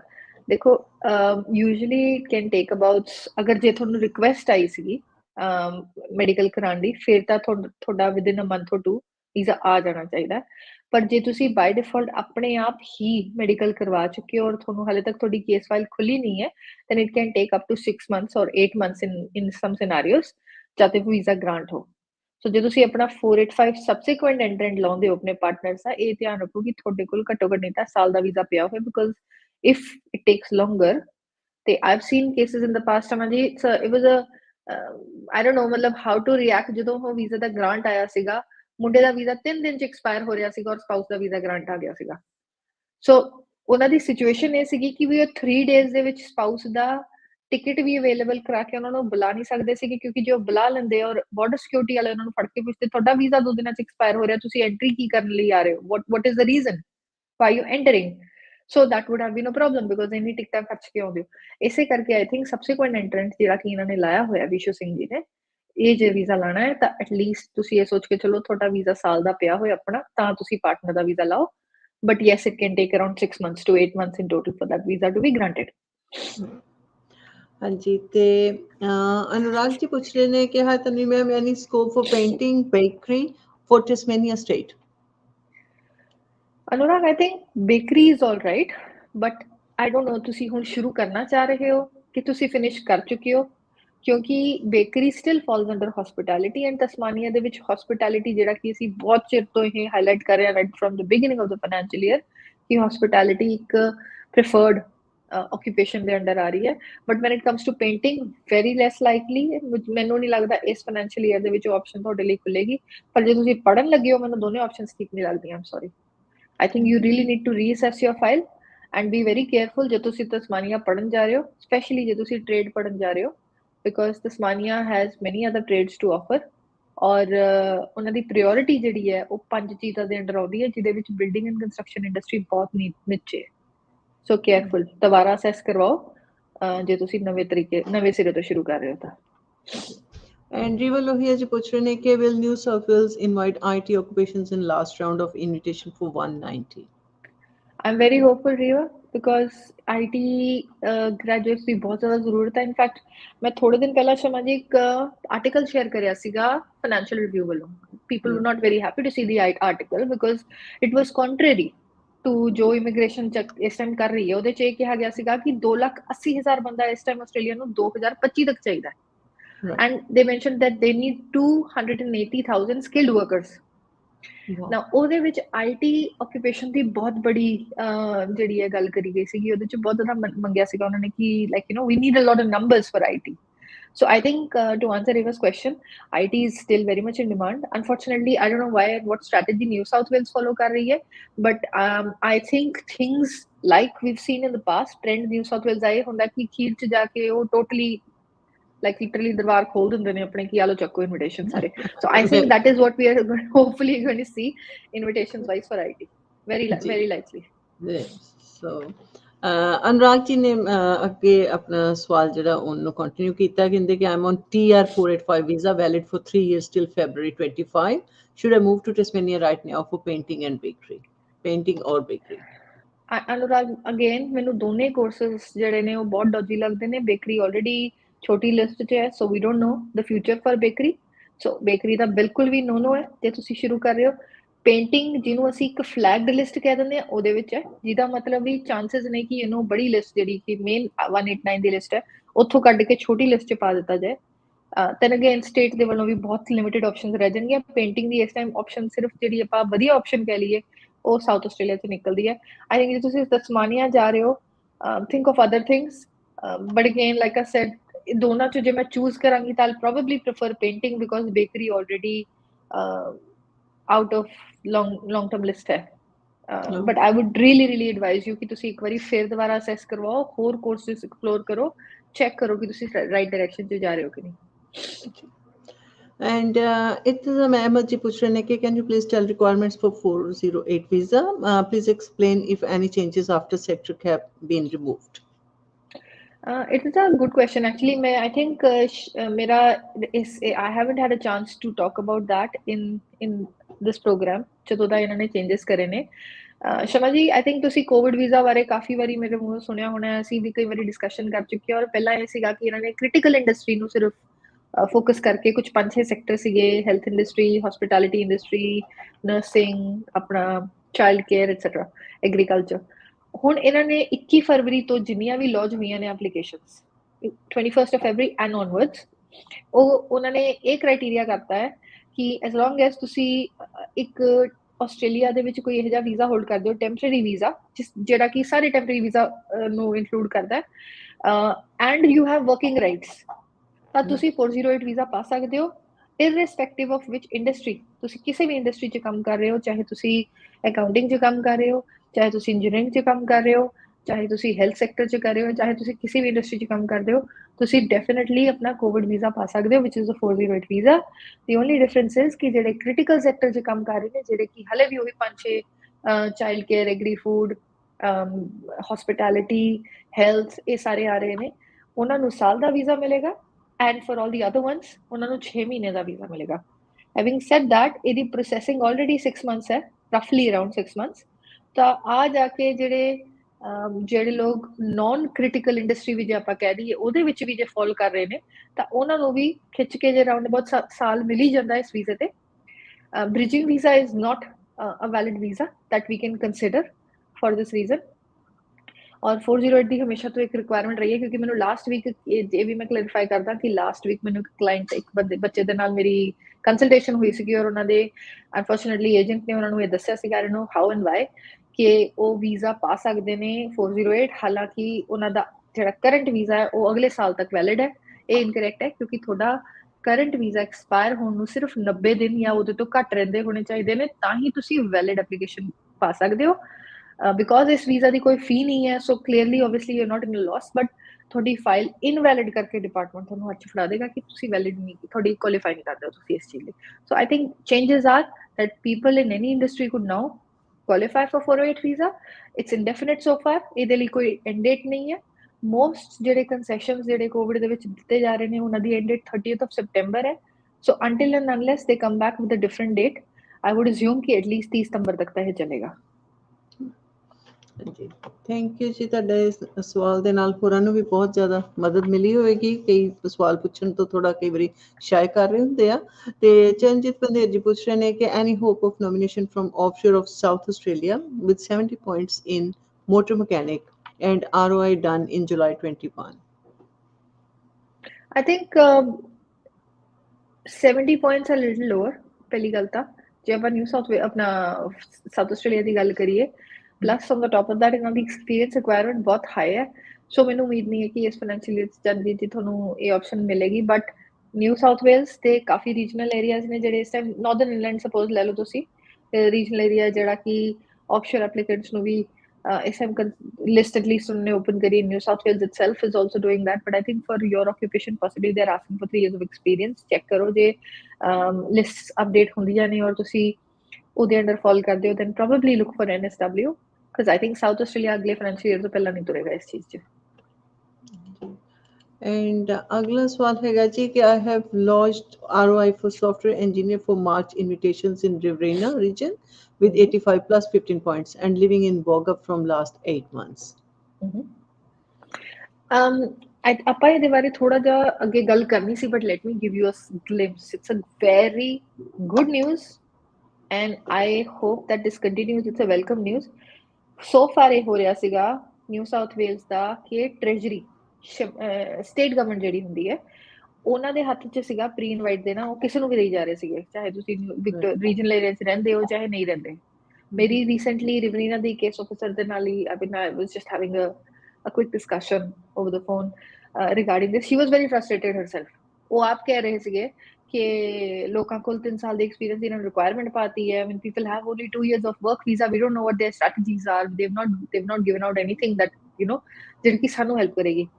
but today what I've got is ਕਿ ਅੱਜ ਇੱਕ ਪ੍ਰੀ ਇਨਵਾਈਟ ਹੀ ਕਹਿ ਲਓ ਤੁਸੀਂ ਇੱਕ ਤਰੀਕੇ ਦਾ ਆਇਆ ਇੱਕ ਰੀਜਨਲ ਏਰੀਆ ਤੋਂ। I would not name that ਨਹੀਂ ਤਾਂ ਕਿਉਂਕਿ ਸਾਰਿਆਂ ਨੇ ਉਸੇ ਰੀਜਨਲ ਏਰੀਆ 'ਚ ਪਾ ਦੇਣੀ ਆਪਣੀ ਫਾਈਲ। ਸੋ ਵੇਟ ਕਰੋ, ਸਾਰੇ ਪਾਸਿਓਂ ਹੀ ਉਹ ਚੀਜ਼ ਹੋਪਫੁਲੀ ਸ਼ੁਰੂ ਹੋ ਜਾਣੀ ਹੈ। ਲਾਸਟ ਈਅਰ ਵਾਂਗੂ ਉਸ ਰੀਜਨਲ ਏਰੀਆ ਨੇ ਮੇਰੇ ਇੱਕ ਕਲਾਇੰਟ ਨੂੰ ਇੱਕ ਤਰੀਕੇ ਦਾ ਪ੍ਰੀ ਇਨਵਾਈਟ ਭੇਜਿਆ ਹੈ ਜਿਹੜਾ ਕਿ ਰਜਿਸਟ੍ਰੇਸ਼ਨ ਹੁੰਦੀ ਸੀਗੀ ਜਿਹਦੇ 'ਚ IRN ਨੰਬਰ ਇੱਕ ਜਨਰੇਟ ਕਰਦੇ ਸੀਗੇ। ਉਹਦਾ ਮਤਲਬ ਹੁੰਦਾ ਹੈ ਕਿ that if you have been given that IRN number, ਤੁਹਾਡੇ ਕੋਲ 48 ਘੰਟੇ ਨੇ, ਉਹਦੇ 'ਚ ਤੁਸੀਂ ਆਪਣੀ ਫਾਈਲ ਜਿਹੜੀ ਹੈ RDA 'ਤੇ ਡਾਇਰੈਕਟਲੀ ਪਾ ਸਕਦੇ ਹੋ। ਜਿਹਦਾ ਮਤਲਬ ਕਿ ਇਹਦੇ ਚਾਂਸਸ ਨੇ ਕਿ ਇਸ ਰਾਊਂਡ ਦੇ ਵਿੱਚ ਜਿਹੜੀ ਵਾਗਡੋਰ ਹੈ, ਜਿਹੜੀ ਅਥਾਰਟੀ ਹੈ, ਸ਼ਾਇਦ ਉਹ ਡਾਇਰੈਕਟਲੀ RDS ਦੇ ਹੱਥ 'ਚ ਆ ਜਾਏਗੀ। if that is the case, then I can assure you Mr. TV48 or Miss TV48 ਕਿ ਤੁਹਾਡਾ ਇਨਵੀਟੇਸ਼ਨ ਆਣਾ ਜ਼ਰੂਰ ਚਾਹੀਦਾ ਹੈ। absolutely। ਓਕੇ ਸੌਰੀ ਸਾਡੇ ਕੋਲ ਤੁਹਾਡਾ ਨਾਮ ਨਹੀਂ ਸੀ ਪਹੁੰਚਿਆ ਤੇ ਇਸ ਕਰਕੇ ਅਸੀਂ ਤੁਹਾਨੂੰ ਨਾਮ ਨਹੀਂ ਦੱਸ ਸਕੇ ਕਿ ਕਿਹਦੇ ਵੱਲੋਂ ਇਹ ਸਵਾਲ ਸੀਗਾ। ਤੇ ਇਹ ਜੇ ਮੈਂ ਦੀ ਆਸਕਿੰਗ ਕਿ please tell us about 489 applied in April 2019। EJ, I think it's taking 3 years, close to around that time। and unfortunately, I mean, we're all on your side ਕਿ ਤੁਹਾਨੂੰ ਵੀਜ਼ਾ ਜਲਦੀ ਮਿਲਣਾ ਚਾਹੀਦਾ। ਬਟ ਮੈਨੂੰ ਉਮੀਦ ਨਹੀਂ ਕਿ ਇਹ ਲੋਕ 3 ਸਾਲ ਤੋਂ ਪਹਿਲਾਂ ਜਿਹੜਾ ਹੈ ਉਹ ਇਹਨੂੰ ਫਾਈਲ ਨੂੰ ਹਿਲਾਉਣਗੇ। ਸੋ ਕਿਉਂਕਿ ਤੁਹਾਡੇ 3 ਸਾਲ ਬਸ ਆਲਮੋਸਟ ਪੂਰੇ ਹੋਣ ਵਾਲੇ ਨੇ। ਸੋ ਮੇਕ ਸ਼ੋਰ ਕਿ ਤੁਸੀਂ ਆਪਣੀ ਡਿਸੀਜਨ ਰੈਡੀ ਫਾਈਲ ਰੱਖੋ। we are I think ਮੈਂ ਕਿਤੇ online there was this petition that they had #489 something। I'll probably share that with you all। ਉਹਦੇ ਵਿੱਚ ਅਸੀਂ ਵੀ ਆਪਣੇ ਵੱਲੋਂ ਸਪੋਰਟ ਪਾਇਆ, ਤੁਸੀਂ ਵੀ ਸਾਰੇ ਦੇ ਸਾਰੇ ਉਹਨੂੰ ਜੁਆਇਨ ਕਰੋ। ਹੋਪਫੁਲੀ ਇਮੀਗ੍ਰੇਸ਼ਨ ਥੋੜੀ ਜਿਹੀ ਜਾਗੇਗੀ ਔਰ ਤੁਹਾਨੂੰ ਜਲਦੀ ਇਨਵੀਟੇਸ਼ਨ ਦੇਣੇ ਸ਼ੁਰੂ ਕਰਨਗੇ। But I think you have to possibly wait for at least 3 years and then beyond that in most cases। And Davinder ਜੀ ਐਂਡ ਇਫਤਖਾਰ ਚੌਧਰੀ ਜੀ ਪੁੱਛ ਰਹੇ ਨੇ ਕਿ 491 ਦਾ ਲਾਸਟ ਰਾਊਂਡ ਬਾਰੇ ਕੀ ਲੱਗਦਾ ਜੀ। Davinder and Iftikhar, New South Wales, even though it is supposed to be the last round, but I have mixed thoughts about it। if ਜੇ ਇਹ last round ਹੈ ਤਾਂ ਲਾਈਕ ਆਈ ਸੈਡ ਕਿ ਜਿੱਦਾਂ ਕਿ ਮੈਂ ਅੱਜ ਇੱਕ ਪ੍ਰੀ ਇਨਵਾਈਟ ਦੇਖਿਆ, I wish I could share that with you, but because of the privacy I can't. But ਉਹਦੇ 'ਚ ਇਹ ਹੈ ਕਿ ਇੱਕ IRN ਨੰਬਰ ਜਨਰੇਟ ਹੁੰਦਾ ਸੀਗਾ ਲਾਸਟ ਈਅਰ ਵਾਂਗੂ, ਯਾਨੀ ਕਿ ਰੀਜਨਲ ਏਰੀਆ ਡਾਇਰੈਕਟ ਇਨਵੀਟੇਸ਼ਨ ਦਿੰਦਾ ਸੀਗਾ। ਜੇ ਉਹ ਚੀਜ਼ ਸਾਰੇ ਪਾਸੇ ਸ਼ੁਰੂ ਹੋ ਜਾਂਦੀ ਹੈ, then this round is going to be a big round. But if that does not happen, then my calculation, my analysis is कि there's a very strong likelihood कि मई ਦੇ round ਜਾਂ end of May, possibly June ਦੇ ਵਿੱਚ ਸ਼ਾਇਦ ਲੋਕ ਫੇਰ open ਕਰਨਗੇ, ਜਿਹੜਾ ਕਿ ਪਾਸਟ 'ਚ ਵੀ ਦੇਖਿਆ ਗਿਆ ਅਖੀਰ 'ਚ ਆ ਕੇ ਲੋਕ again they give out plenty more invitations. So I am very positive that this round is going to be a big round for New South Wales. And Ashwini Kumari ji कह रहे हैं जी कि my daughter sent you all her documents for tourist visa. Can you please tell me if it is important to notarize all the documents or not? Ashwini ji, ਮੈਨੂੰ ਤੁਹਾਡੀ daughter ਦਾ ਨਾਮ ਤਾਂ I would not know, but to answer your question, notarized ਹੋਣ ਤਾਂ ਚੱਲ ਜਾਂਦਾ ਹੈ, ਜੇ ਨਾ ਵੀ ਹੋਣ ਤਾਂ ਇਟਸ ਓਕੇ, ਬਟ ਤੁਹਾਡੇ ਜਿਹੜੇ ਡਾਕੂਮੈਂਟਸ ਨੇ ਉਹ ਕਲਰਡ ਸਕੈਨ ਹੋਣੇ ਚਾਹੀਦੇ ਨੇ, ਪ੍ਰੈਫਰੇਬਲੀ 300 DPI ਜਿਹੜੀ ਹੁੰਦੀ ਹੈ ਰੈਜ਼ੋਲੂਸ਼ਨ, ਜਿਹੜੀ ਕਿ ਹੁੰਦੀ ਹੈ, ਬਲਰੀ ਨਹੀਂ ਹੋਣੇ ਚਾਹੀਦੇ ਤੁਹਾਡੇ ਥੰਬ ਪ੍ਰਿੰਟਸ, ਫਿੰਗਰਪ੍ਰਿੰਟਸ, ਹੱਥ ਦੀ ਫੋਟੋ, ਚੱਦਰ ਦੀ ਫੋਟੋ, ਇਹ ਜੀ ਕੋਈ ਚੀਜ਼ ਦੀ ਨਹੀਂ ਹੋਣੀ ਚਾਹੀਦੀ। ਕਿਉਂਕਿ ਸ਼ਮਾ ਜੀ lot of people make that mistake. I mean ਸਾਨੂੰ ਪਾਸਪੋਰਟ ਮਿਲਦੇ ਨੇ, ਮਤਲਬ ਪਾਸਪੋਰਟ ਹੁੰਦਾ ਹੈ ਕਰਕੇ ਹੱਥ ਉਹਨਾਂ ਦਾ ਲੱਗਿਆ ਹੋਇਆ ਹੁੰਦਾ ਹੈ, ਜਾਂ ਉਹਨਾਂ ਨੇ ਬੈੱਡ ਤੇ ਰੱਖ ਕੇ ਫੋਟੋ ਖਿੱਚੀ ਹੋਈ ਹੁੰਦੀ ਹੈ, ਜਿਹਦੇ ਨਾਲ ਮਤਲਬ ਆਲੇ ਦੁਆਲੇ even it's not even a flat document, you can't even like make it straight ਕਿ ਤੁਸੀਂ ਉਸ ਤਰੀਕੇ। ਸੋ ਨੋਟਰਾਈਜ਼ ਨਾ ਵੀ ਹੋਣ ਤਾਂ ਕੋਈ ਪ੍ਰੋਬਲਮ ਨਹੀਂ ਹੈ, ਤੁਹਾਡੇ ਡਾਕੂਮੈਂਟ ਕਲਰਡ ਸਕੈਨ ਹੋਣੇ ਚਾਹੀਦੇ ਨੇ, ਪ੍ਰੋਪਰ ਸਕੈਨ ਕਰਵਾਇਓ, ਫੋਨ ਤੋਂ ਫੋਟੋ ਨਾ ਖਿੱਚਿਓ, ਔਰ ਸਕੈਨਰ ਥਰੂ ਸਕੈਨ ਕਰਵਾ ਕੇ ਚਾਹੇ ਲਾਇਬ੍ਰੇਰੀਜ਼ ਤੋਂ ਜਾਂ ਜਿੱਥੋਂ ਵੀ ਹੁੰਦਾ ਉਹ ਭੇਜ ਦਿਓ, ਕਲਰਡ ਸਕੈਨ ਵੀ ਚੱਲ ਜਾਏਗਾ ਉਹਦੇ ਬਿਨਾਂ। ਤਨੇ ਜੀ ਅੱਜ ਕੱਲ੍ਹ ਜਿਨ੍ਹਾਂ ਕੋਲ ਆਈਫੋਨ ਆ ਉਹਦੇ ਨੋਟਸ ਵਿੱਚ ਜਾ ਕੇ ਵੀ ਡਾਕੂਮੈਂਟਸ ਜਿਹੜੇ ਨੇ ਉਹ ਸਕੈਨ ਹੋ ਜਾਂਦੇ ਨੇ, ਕੀ ਉਹ ਵੀ ਚੱਲ ਸਕਦੇ ਨੇ?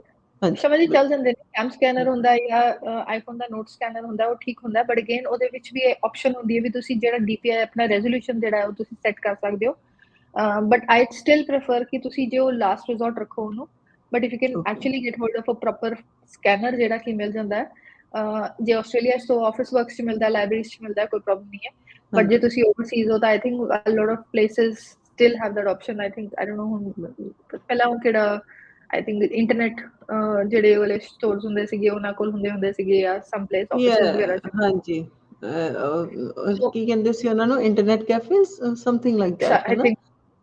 ਹਾਂ, something like that. Main thing is ਕਿ phone is okay as long as ਤੁਹਾਡੇ ਕੋਲ ਹੋਰ ਕੋਈ ਆਪਸ਼ਨ ਨਹੀਂ ਹੈ, ਬਟ ਉਹਦੇ ਵਿੱਚ ਵੀ ਪ੍ਰੋਪਰ ਸਕੈਨ ਕਰੇ ਹੁਣ, ਫੋਟੋ ਨਾ ਖਿੱਚੀ ਹੋਏ, ਕਿਉਂਕਿ photo is not a very formal way of sending a document to the department. ਹਾਂਜੀ, ਤੇ ਸੰਤਵੀਰ ਸਿੰਘ ਜੀ ਪੁੱਛ ਰਹੇ ਨੇ ਕਿ ਮਕੈਨੀਕਲ ਇੰਜੀਨੀਅਰਸ ਨੂੰ subclass 190 New South Wales invitation ਆ ਸਕਦਾ ਹੈ 90+5 ਪੁਆਇੰਟਸ ਬਿਨਾਂ work experience?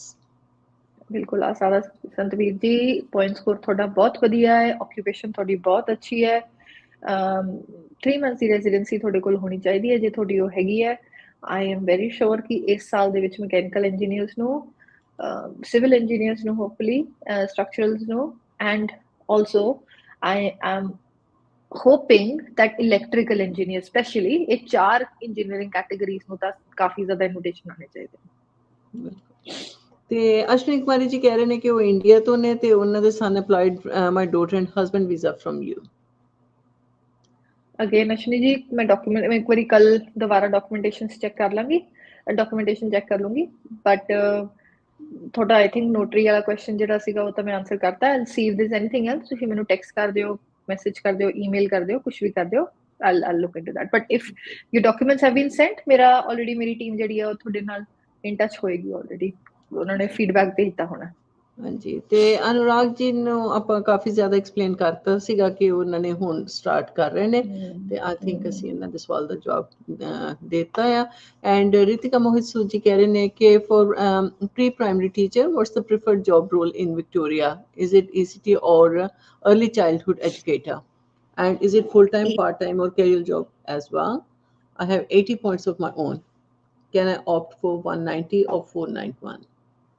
Now it's a good question, Ritika. ECE is fine, early childhood educator position is no problem ਜੇ ਤੁਸੀਂ ਉਹਦੇ ਤੇ ਵੀ ਕੰਮ ਕਰਦੇ ਹੋ, because ECT ਲਈ ਤੁਹਾਨੂੰ Victoria institute of teaching the registration ਚਾਹੀਦੀ ਹੈ, ਜਿਹਦੇ ਵਿੱਚ ਤੁਹਾਨੂੰ IELTS ਅਕੈਡਮਿਕ 7788 ਦਾ ਜਿਹੜਾ ਕਿ HL ਜਿਹੜੀ ਤੁਹਾਡੀ ਅਸੈਸਿੰਗ ਅਥਾਰਟੀ ਹੈ ਜਿਹੜਾ ਸਕੋਰ ਹੈ ਉਹੀ ਸਕੋਰ ਇੱਥੇ ਵੀ ਮੰਗਦੇ ਨੇ but Victoria for the purpose of nomination early childhood educators ਨੂੰ ਵੀ ਕੇਟਰ ਕਰ ਰਿਹਾ ਹੈ ਪੁਆਇੰਟ ਸਕੋਰ ਤੁਹਾਡਾ ਠੀਕ ਹੈ 80 point is if it is okay ਤੁਹਾਡੇ ਆਪਣੇ 80 ਨੇ ਤਾਂ 85 ਤੇ ਤੁਹਾਨੂੰ 190 ਆਉਣ ਦਾ ਚਾਂਸ ਡੈਫੀਨਿਟਲੀ ਹੈ but and of course full time part time casual either one is okay as long as ਤੁਸੀਂ ਕੰਮ ਕਰ ਰਹੇ ਹੋ weekly ਕੰਮ ਕਰ ਰਹੇ ਹੋ but ਸਭ ਤੋਂ ਇੰਪੋਰਟੈਂਟ ਚੀਜ਼ ਹੈ ਇਹਦਾ ਧਿਆਨ ਰੱਖਿਓ a lot of times people claim points claim ਕਰਦੇ ਨੇ ਉਹਨਾਂ ਨੇ ਜੇ ਸਾਲ ਪਹਿਲਾਂ ਤੋਂ ਜੌਬ ਸ਼ੁਰੂ ਕਰਤੀ ਕਿਉਂਕਿ अर्ली ਚਾਈਲਡਹੁਡ ਐਜੂਕੇਟਰਸ ਨੂੰ snap of the finger ਚ ਜੌਬ ਮਿਲ ਰਹੀ ਹੈ I mean there is a huge demand and a huge scarcity of early childhood educators because of the ਜਿਹੜੀ ਇਨੀ ਸਟ੍ਰਿਕਟ ਇੰਗਲਿਸ਼ ਦੀ ਰਿਕੁਆਇਰਮੈਂਟ ਹੈ ਉਹਦੇ ਕਰਕੇ ਸੋ ਜੇ ਤੁਸੀਂ ਪੁਆਇੰਟਸ ਕਲੇਮ ਕਰਨੇ ਧਿਆਨ ਰੱਖਿਓ ਕਿ अर्ली ਚਾਈਲਡਹੁਡ ਐਜੂਕੇਟਰ ਦੀ ਜਿਹੜੀ ਜੌਬ ਹੈ ਉਹ ਤੁਸੀਂ ਕੋਰਸ ਪੜ੍ਹਦੇ ਵੀ ਕਰ ਸਕਦੇ ਹੋ ਸੋ I would definitely make sure that I'm skeptical actually about claiming points for this so ਬੜੇ ਧਿਆਨ ਨਾਲ ਇਸ ਚੀਜ਼ ਦੇ ਉੱਤੇ ਵਰਕ ਕਰਿਓ but otherwise early childhood educator in terms of occupation is okay And Nazia McNaughty ji पूछ रहे हैं कि ma'am what about STSL occupation list any PR pathway Nazia not far July hopefully is when we should know I was hoping कि April तक ਸਾਨੂੰ ਪਤਾ ਚੱਲ ਜਾਏਗਾ because immigration ਨੇ announce ਕਰਤਾ ਸੀਗਾ ਇਹ ਪਹਿਲਾਂ earlier this year in fact last year that they'll be making changes to the list or in fact they'll be making changes to this PR pathway ਜਿਹੜੇ short term occupation ਵਾਲੇ ਨੇ especially trades ਹੋ ਗਏ enrolled nurses ਜਾਂ whatever the occupations are and especially for the people ਜਿਹੜੇ ਕਿ 457 ਜਾਂ 482 visa holders ਨੇ with short term occupation ਜਿੱਦਾਂ ਬੇਕਰੀ ਦੀ ਗੱਲ ਹੋ ਰਹੀ ਸੀ patisserie pastry chef ਹੁੰਦੇ ਨੇ ਜਾਂ ਫਿਰ cooks ਹੁੰਦੇ ਨੇ there are plenty of other occupations but I think you need to wait just a little bit longer क्योंकि इमिग्रेशन ने स्किल्स असेसमेंट ਦੀ ਰਿਕੁਆਇਰਮੈਂਟ TR ਤੋਂ ਹਟਾਤੀ ਹੈ ਜੁਲਾਈ ਤੋਂ ਸੋ ਆਮ ਅਸਿਊਮਿੰਗ ਕਿ ਬਾਈ ਦੈਨ ਓਨਲੀ ਤੁਹਾਡੀ ਇਹਦੀ ਜਿਹੜੀ ਹੈ ਇਹਦੇ ਬਾਰੇ ਹੋਰ ਜਿਹੜਾ ਲੈਜਿਸਲੇਸ਼ਨ ਜਿਹਨੂੰ ਕਹਿੰਦੇ ਆਪਾਂ ਉਹ ਬਾਹਰ ਆ ਜਾਏਗਾ ਐਂਡ ਦੈਨ ਉਹ ਇੰਪਲੀਮੈਂਟ ਹੋ ਜਾਏਗਾ ਜੁਲਾਈ ਤੱਕ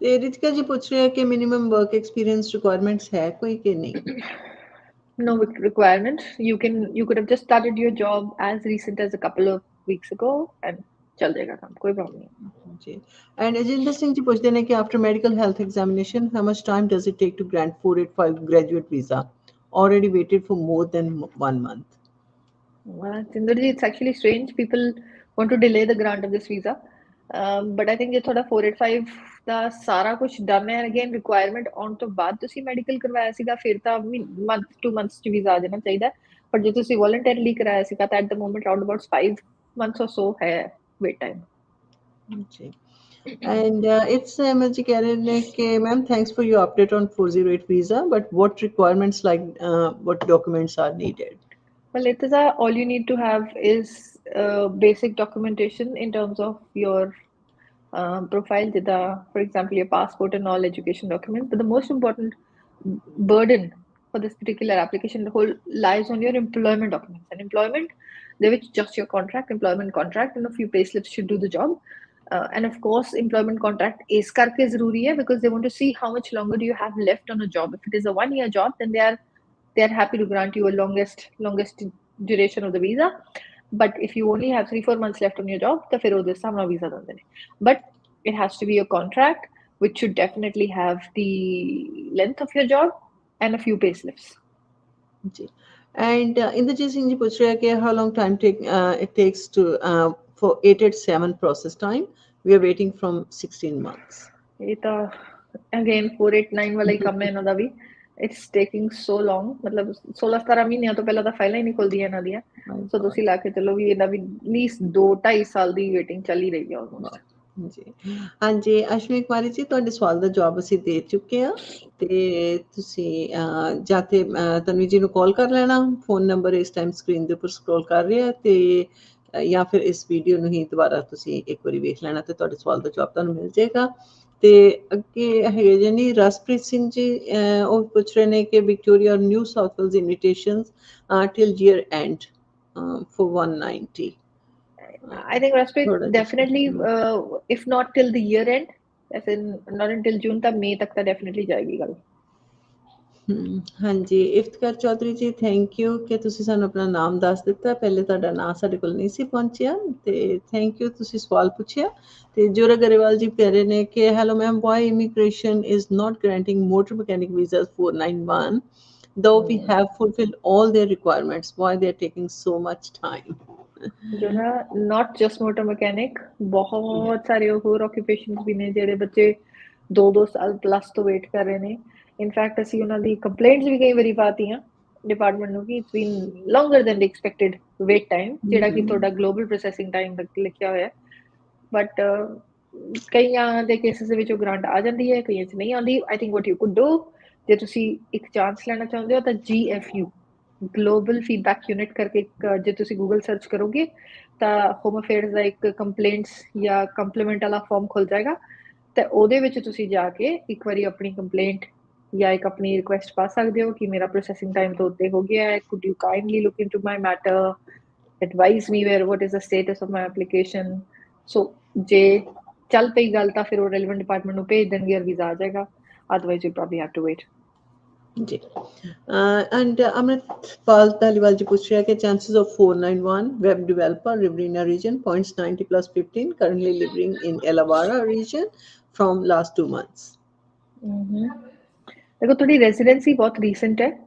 ਜੇ ਤੁਹਾਡੇ ਕੋਲ ਜੌਬ ਹੋਏ ਆਪਣੇ ਫੀਲਡ 'ਚ ਜਾਂ ਕੁਛ ਵੀ closest if you could find, ਤਾਂ ਫਿਰ ਤਾਂ ਸਕੋਪ ਬਹੁਤ ਸਟਰੋਂਗ ਹੈ। But Riverina is definitely good RDA earlier this financial year. Definitely web developer 'ਚ ਸਾਡੇ ਇਨਵੀਟੇਸ਼ਨ ਆਏ ਨੇ, so I would definitely not choose anything other than Riverina.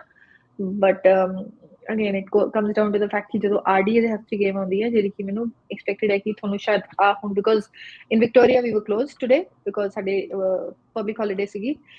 But I think for this week onwards ਮੈਨੂੰ ਇਹ ਦਿਖ ਰਿਹਾ ਕਿ invitation ਤੁਹਾਡਾ ਆਉਣੇ ਸ਼ੁਰੂ ਹੋ ਜਾਣੇ ਚਾਹੀਦੇ ਨੇ। So you probably C, but chances are good.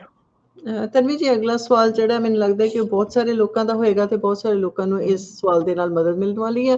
ਕਈਆਂ ਜਿਸ ਤਰ੍ਹਾਂ ਕਿ ਨਹੀਂ ਪੁੱਛਦੇ ਸਵਾਲ, ਤੇ ਇਹਨਾਂ ਨੇ ਲਖਵੀਰ ਕੌਰ ਜੀ ਨੇ ਪੁੱਛਿਆ ਕਿ my brother has completed BSc agriculture from India and which is the best state to move for masters in agriculture. No, it's a good question, Lakhvir ji. Agriculture ਦੇ ਵਿੱਚ ਆਕੂਪੇਸ਼ਨ ਦੋ ਤਰ੍ਹਾਂ ਦੀਆਂ ਨਿਕਲ ਕੇ ਆਉਂਦੀਆਂ ਨੇ। ਇੱਕ ਤਾਂ ਇੰਜੀਨੀਅਰਿੰਗ ਸਾਈਡ ਦੀ ਆਉਂਦੀ ਹੈ ਐਗਰੀਕਲਚਰ ਇੰਜੀਨੀਅਰ। ਜੇ ਤੁਹਾਡੇ ਬ੍ਰਦਰ ਦੀ ਇੰਜੀਨੀਅਰਿੰਗ ਸਾਈਡ ਦੀ ਪੜ੍ਹਾਈ ਨਹੀਂ ਸੀਗੀ ਤਾਂ ਉਹਨਾਂ ਦੀ ਆਕੂਪੇਸ਼ਨ ਨਿਕਲ ਕੇ ਆਉਂਦੀ ਹੈ ਐਗਰੀਕਲਚਰ ਕੰਸਲਟੈਂਟ। ਐਗਰੀਕਲਚਰ ਕੰਸਲਟੈਂਟ ਦੀ ਜਿਹੜੀ ਆਕੂਪੇਸ਼ਨ ਹੁੰਦੀ ਹੈ, ਉਹਦੇ 'ਚ ਅਸੈਸਮੈਂਟ ਕਰਾਉਣ ਲਈ ਜਿਹੜੀ ਕਿ PR ਦਾ ਪਲੇਟਫਾਰਮ ਬੇਸਿਸ ਹੈ ਆਸਟ੍ਰੇਲੀਆ ਦੇ ਵਿੱਚ, ਤੁਹਾਨੂੰ ਘੱਟੋ ਘੱਟ 1 ਤੋਂ 2 ਸਾਲਾਂ ਦਾ experience as an agriculture consultant ਚਾਹੀਦਾ ਹੁੰਦਾ, ਚਾਹੇ ਇੰਡੀਆ ਦਾ ਹੋਵੇ ਚਾਹੇ ਆਸਟ੍ਰੇਲੀਆ ਦਾ ਹੋਵੇ। ਨਾ ਜੇ ਤੁਹਾਡੇ ਬ੍ਰਦਰ ਇੱਥੇ ਆ ਕੇ ਸਿਰਫ ਪੜ੍ਹਾਈ ਕਰਦੇ ਨੇ ਤਾਂ Tasmania is the best state to choose as long as university of Tasmania ਦੇ ਵਿੱਚ ਐਗਰੀਕਲਚਰ ਦਾ ਵੀਜ਼ਾ ਮਿਲਦਾ ਹੈ। But otherwise South Australia is a good state, ਕਿਉਂਕਿ ਉੱਥੇ ਰਹਿ ਕੇ ਤੁਹਾਨੂੰ ਜੌਬ ਵੀ ਮਿਲ ਸਕਦੀ ਹੈ ਐਂਡ ਪੜ੍ਹਾਈ ਦਾ ਵੀ ਤੁਹਾਡਾ ਬੈਟਰ ਰਹੇਗਾ। So I think top priority I would suit South Australia and then ਉਹ ਤੋਂ ਬਾਅਦ ਤਾਂ ਫਿਰ then you could possibly go for New South Wales regional area. Ji, ਤੇ ਤਨਵੀ ਜੀ ਅਗਲਾ ਸਵਾਲ ਜਿਹੜਾ ਹੈ ਉਹਦੇ ਵਿੱਚ ਤੁਹਾਨੂੰ ਦੱਸਣਾ ਪੈਣਾ ਕਿ ਤੁਹਾਡਾ ਰਿਸਪੌਂਸ ਟਾਈਮ ਤੇ ਪ੍ਰੋਸੈਸ ਟਾਈਮ ਜਿਹੜਾ ਕਿ ਉਹ ਕਿੰਨਾ ਹੁੰਦਾ ਹੈ, ਕਿਉਂਕਿ ਅਸ਼ਮੀ ਕੁਮਾਰੀ ਜੀ ਪੁੱਛ ਰਿਹਾ ਕਿ ਕਿੰਨਾ ਟਾਈਮ ਲੱਗੇਗਾ, when will I get response. ਮੈਨੂੰ ਇਹਨਾਂ ਦਾ ਰਿਸਪੌਂਸ ਵਾਲਾ ਕੁਐਸਚਨ ਤਾਂ ਨਹੀਂ ਸਮਝ ਆਇਆ। ਡਿਪੈਂਡਸ ਕਿ ਕਿਹੜੀ ਚੀਜ਼ ਦਾ ਰਿਸਪੌਂਸ ਦੀ ਗੱਲ ਕਰ ਰਹੇ ਨੇ, ਕਿਉਂਕਿ ਸ਼ਮਾ ਜੀ ਵਿਜ਼ਿਟਰ ਵੀਜ਼ਾਸ ਦੀ ਐਪਲੀਕੇਸ਼ਨਸ ਬਹੁਤ ਸਾਰੀਆਂ ਚੱਲ ਰਹੀਆਂ ਨੇ ਔਰ ਮੈਂ ਸ਼ੁਰੂ ਤੋਂ ਕਹਿ ਰਹੀ ਹਾਂ ਕਿ ਜਦੋਂ ਫਾਈਲ ਪਾਣੀ ਹੈ ਵਿਜ਼ਿਟਰ ਵੀਜ਼ਾ ਦੀ ਤਾਂ ਬਿਲਕੁਲ ਧਿਆਨ ਰੱਖ ਕੇ ਚਲੋ ਕਿ ਥਰੋ ਨਹੀਂ ਕਰਨੀ ਹੈ ਆਪਾਂ। They have to be systematically organised and submitted. So ਜੇ ਤੁਹਾਡੀ ਫਾਈਲ ਜਿੱਦਾਂ ਚੱਲ ਰਹੀ ਹੈ ਤਾਂ ਆਪਾਂ ਕਾਲੀ ਨਾ ਕਰੀਏ। It is better that we actually submit the documents properly, ਕਿਉਂਕਿ ਵਿਜ਼ਿਟਰ ਵੀਜ਼ਾ ਦੇ ਵਿੱਚ ਕਿਸੇ ਵੀ ਟਾਈਮ ਵੀਜ਼ਾ ਨਾਲ ਦੇ ਨਾਲ ਖੁੱਲ ਸਕਦਾ, ਸਪੈਸ਼ਲੀ ਇੰਡੀਆ ਵਾਲਿਆਂ ਦਾ। ਤਾਂ ਬਾਅਦ ਚ ਵੀਜ਼ਾ ਜੇ ਡਾਕੂਮੈਂਟ ਨਾ ਲਾਇਆ ਹੋਇਆ ਤਾਂ ਵੀਜ਼ਾ ਰਿਫਿਊਜ਼ ਹੋਣ ਦੇ ਬਹੁਤ ਸਟਰੋਂਗ ਚਾਂਸ ਹੁੰਦੇ ਨੇ। ਬਟ ਆਈ ਥਿੰਕ ਕਿ ਜਿਹੜੀ ਤੁਹਾਡੀ ਫਾਈਲ ਦੀ ਤੁਸੀਂ ਗੱਲ ਕਰ ਰਹੇ ਹੋ, I think it's almost on the verge of being launched, most likely within the next this week or next week launch ਹੋ ਜਾਣੀ ਚਾਹੀਦੀ ਹੈ। ਹਾਂਜੀ, thank you ji. And Suhaib Abbasi ji ਪੁੱਛ ਰਹੇ ਨੇ ਕਿ my tier has been extended till 30th of September 22 due to stuck overseas. Will it be extended further in July? Yes, definitely. ਕਿੰਨੀ ਦੇਰ ਲਈ ਉਹ ਜੁਲਾਈ ਚ ਪਤਾ ਚੱਲੇਗਾ, ਬਟ ਤੁਹਾਡੀ ਡੈਫੀਨਿਟਲੀ ਐਕਸਟੈਂਡ ਹੋਏਗੀ। ਹਾਂਜੀ, ਤੇ ਅਸ਼ਵਨੀ ਕੁਮਾਰ ਜੀ ਤੁਹਾਡੇ ਸਵਾਲ ਦਾ ਜਵਾਬ ਤਨਵੀ ਜੀ ਨੇ ਦੇ ਦਿੱਤਾ ਹੈ ਤੇ ਤੁਸੀਂ ਪਲੀਜ਼ ਵੇਟ ਕਰੋ ਕਿ ਤੁਹਾਡੀ ਐਪਲੀਕੇਸ਼ਨ ਜਿਹੜੀ ਪ੍ਰੋਸੈਸ ਹੋਵੇ। ਐਂਡ ਮੁਹੰਮਦ ਜ਼ੈਨ ਅਬਦੀਨ ਆਸਕਿੰਗ ਕਿ high ma'am 85+5 civil engineer and structural engineer both assessments done, what are the chances of 190 new circles in both by end of this fiscal year? They're both very good, very likely. 85+5 to begin with. If I go by last year's trend, structural engineers ਨੂੰ ਪਹਿਲਾ invitation ਆਏ ਸੀਗੇ, civil ਨੂੰ ਬਾਅਦ ਚ ਆਏ ਸੀਗੇ, but I think they both are going to be equally important, so ਤੁਹਾਨੂੰ ਦੋਨਾਂ ਚ invitation ਆ ਸਕਦਾ with the same scope. And Ritika ਜੀ ਨੇ ਆਪਣਾ ਸਵਾਲ ਇੱਕ ਵਾਰੀ ਫੇਰ ਪੁੱਛਿਆ ਹੈ। ਉਹ ਪੁੱਛ ਰਹੇ ਨੇ ਕਿ I forgot to mention about the age group for early childhood educator. Is it 3 to 5 years or birth to 5 years? Ritika either is fine. ਦੇਖੋ ਜੇ ਤੁਸੀਂ ਟੀਚਰ ਦੀ ਗੱਲ ਕਰਦੇ ਹੋ, there are two places you could get your job, you could work as a teacher in. ਜੇ ਤੁਸੀਂ kindergarten ਦੀ ਗੱਲ ਕਰਦੇ ਹੋ ਤਾਂ ਉਹਦੇ 'ਚ 3 to 5 year ਹੁੰਦਾ ਹੈ। ਜੇ ਤੁਸੀਂ ਚਾਈਲਡ ਕੇਅਰ ਦੀ ਗੱਲ ਕਰਦੇ ਹੋ ਜਿੱਥੇ ਕਿ kindergarten ਪ੍ਰੋਗਰਾਮ ਆਫਰ ਕੀਤਾ ਜਾਂਦਾ ਤਾਂ ਉੱਥੇ 0 to 5 years ਹੁੰਦਾ ਹੈ। ਸੋ ਜੇ ਤੁਸੀਂ early childhood teacher ਹੋ ਤਾਂ usually you will be catering, you'll be looking after the children from the age group of 3 to 5, but if you're an educator it is from 0 to 5. Okay, but ਤੁਸੀਂ registration ਕਰਵਾ ਲਓ, I think that puts a heavier impact on the case officer, so early childhood teacher would be a good option. ਜੀ ਤੇ ਹਰਪ੍ਰੀਤ ਸਿੰਘ ਜੀ ਪੁੱਛ ਰਹੇ ਨੇ ਕਿ please tell about Victoria 190 round, when the next round going to happen? I'm waiting from October last year as a mechanical engineer at 85+5 points in advanced manufacturing sector. Obviously, depending on how closely are you connected to the advanced manufacturing sector, ਤੁਸੀਂ I think the next round is going to be very likely, it could be this week or next week. 3 weeks ਦੀ ਗੱਲ ਆਉਂਦੀ ਹੈ, first week of March 'ਚ ਆਇਆ ਸੀਗਾ, and I suspect that to happen in the last week of March. ਮੇਰੇ ਹਿਸਾਬ ਨਾਲ 491 ਦਾ round ਆਉਣਾ ਚਾਹੀਦਾ ਬਹੁਤ ਜਲਦੀ, probably this week, but 190 the round ਜਿਹੜਾ following week 'ਚ ਆਉਣਾ ਚਾਹੀਦਾ। If you also have an engineering technologist occupation, be very careful, check ਕਰੋ ਕਿ ਤੁਹਾਡੀ occupation ਕਿਹਦੇ ਨਾਲ ਜ਼ਿਆਦਾ ਰਲਦੀ ਹੈ ਜਿਹੜੀ ਤੁਸੀਂ employment ਦੇ ਵਿੱਚ ਕੰਮ ਕਰ ਰਹੇ ਹੋ। But again, 85+5, it's a decent score. ETs ਦੇ ਬਹੁਤ ਜ਼ਿਆਦਾ invitation ਆਏ ਨੇ, engineers ਦੇ slowly gradually ਆ ਰਹੇ ਨੇ ਉਹਨਾਂ ਦੇ ਵੀ। And Man Singh ji puch rahe hain कि my student visa expiring on 18th of March, but for TR my PT result will come on 20th of March, so still I can apply my TR without PT and I will get bridging visa A or B. ਮਾਨ ਸਿੰਘ ਜੀ ਜੇ ਤੁਸੀਂ PT ਦਾ paper ਦੇ ਚੁੱਕੇ ਹੋ 18 March ਤੋਂ ਪਹਿਲਾਂ ਔਰ ਤੁਹਾਡਾ score 20 March ਨੂੰ ਆਏਗਾ, it should be fine. But ਜੇ ਤੁਸੀਂ PT ਦਾ ਪੇਪਰ ਵੀ ਬਾਅਦ ਚ ਦੇਣਾ, then I would definitely I wouldn't go, because right now go with that, because at this stage department ਜਿਹੜੀ almost concession ਹਟਾ ਚੁੱਕੀ ਹੈ ਜਿਹਦੇ ਚ ਤੁਸੀਂ ਬਾਅਦ ਚ ਇੰਗਲਿਸ਼ ਦਾ ਪੇਪਰ ਦੇ ਸਕਦੇ ਸੀਗੇ। ਉਦੋਂ ਸਿਰਫ ਉਹ ਕਰਿਆ ਗਿਆ ਸੀਗਾ ਜਦੋਂ PT ਸੈਂਟਰਸ ਬੰਦ ਸੀਗੇ ਜਾਂ ਡੇਟਸ ਨਹੀਂ ਮਿਲ ਰਹੀਆਂ ਸੀਗੀਆਂ ਰੀਸੈਂਟਲੀ ਓਪਨ ਹੋਣ ਤੋਂ ਬਾਅਦ। ਸੋ ਬੀ ਵੈਰੀ ਕੇਅਰਫੁਲ, ਬਿਨਾਂ PT ਸਕੋਰ ਦੇ ਜੇ ਟੈਸਟ ਮਤਲਬ ਉਹ ਲਾ ਦਿੰਦੇ ਹੋ ਤੁਸੀਂ file, you probably will get a refusal.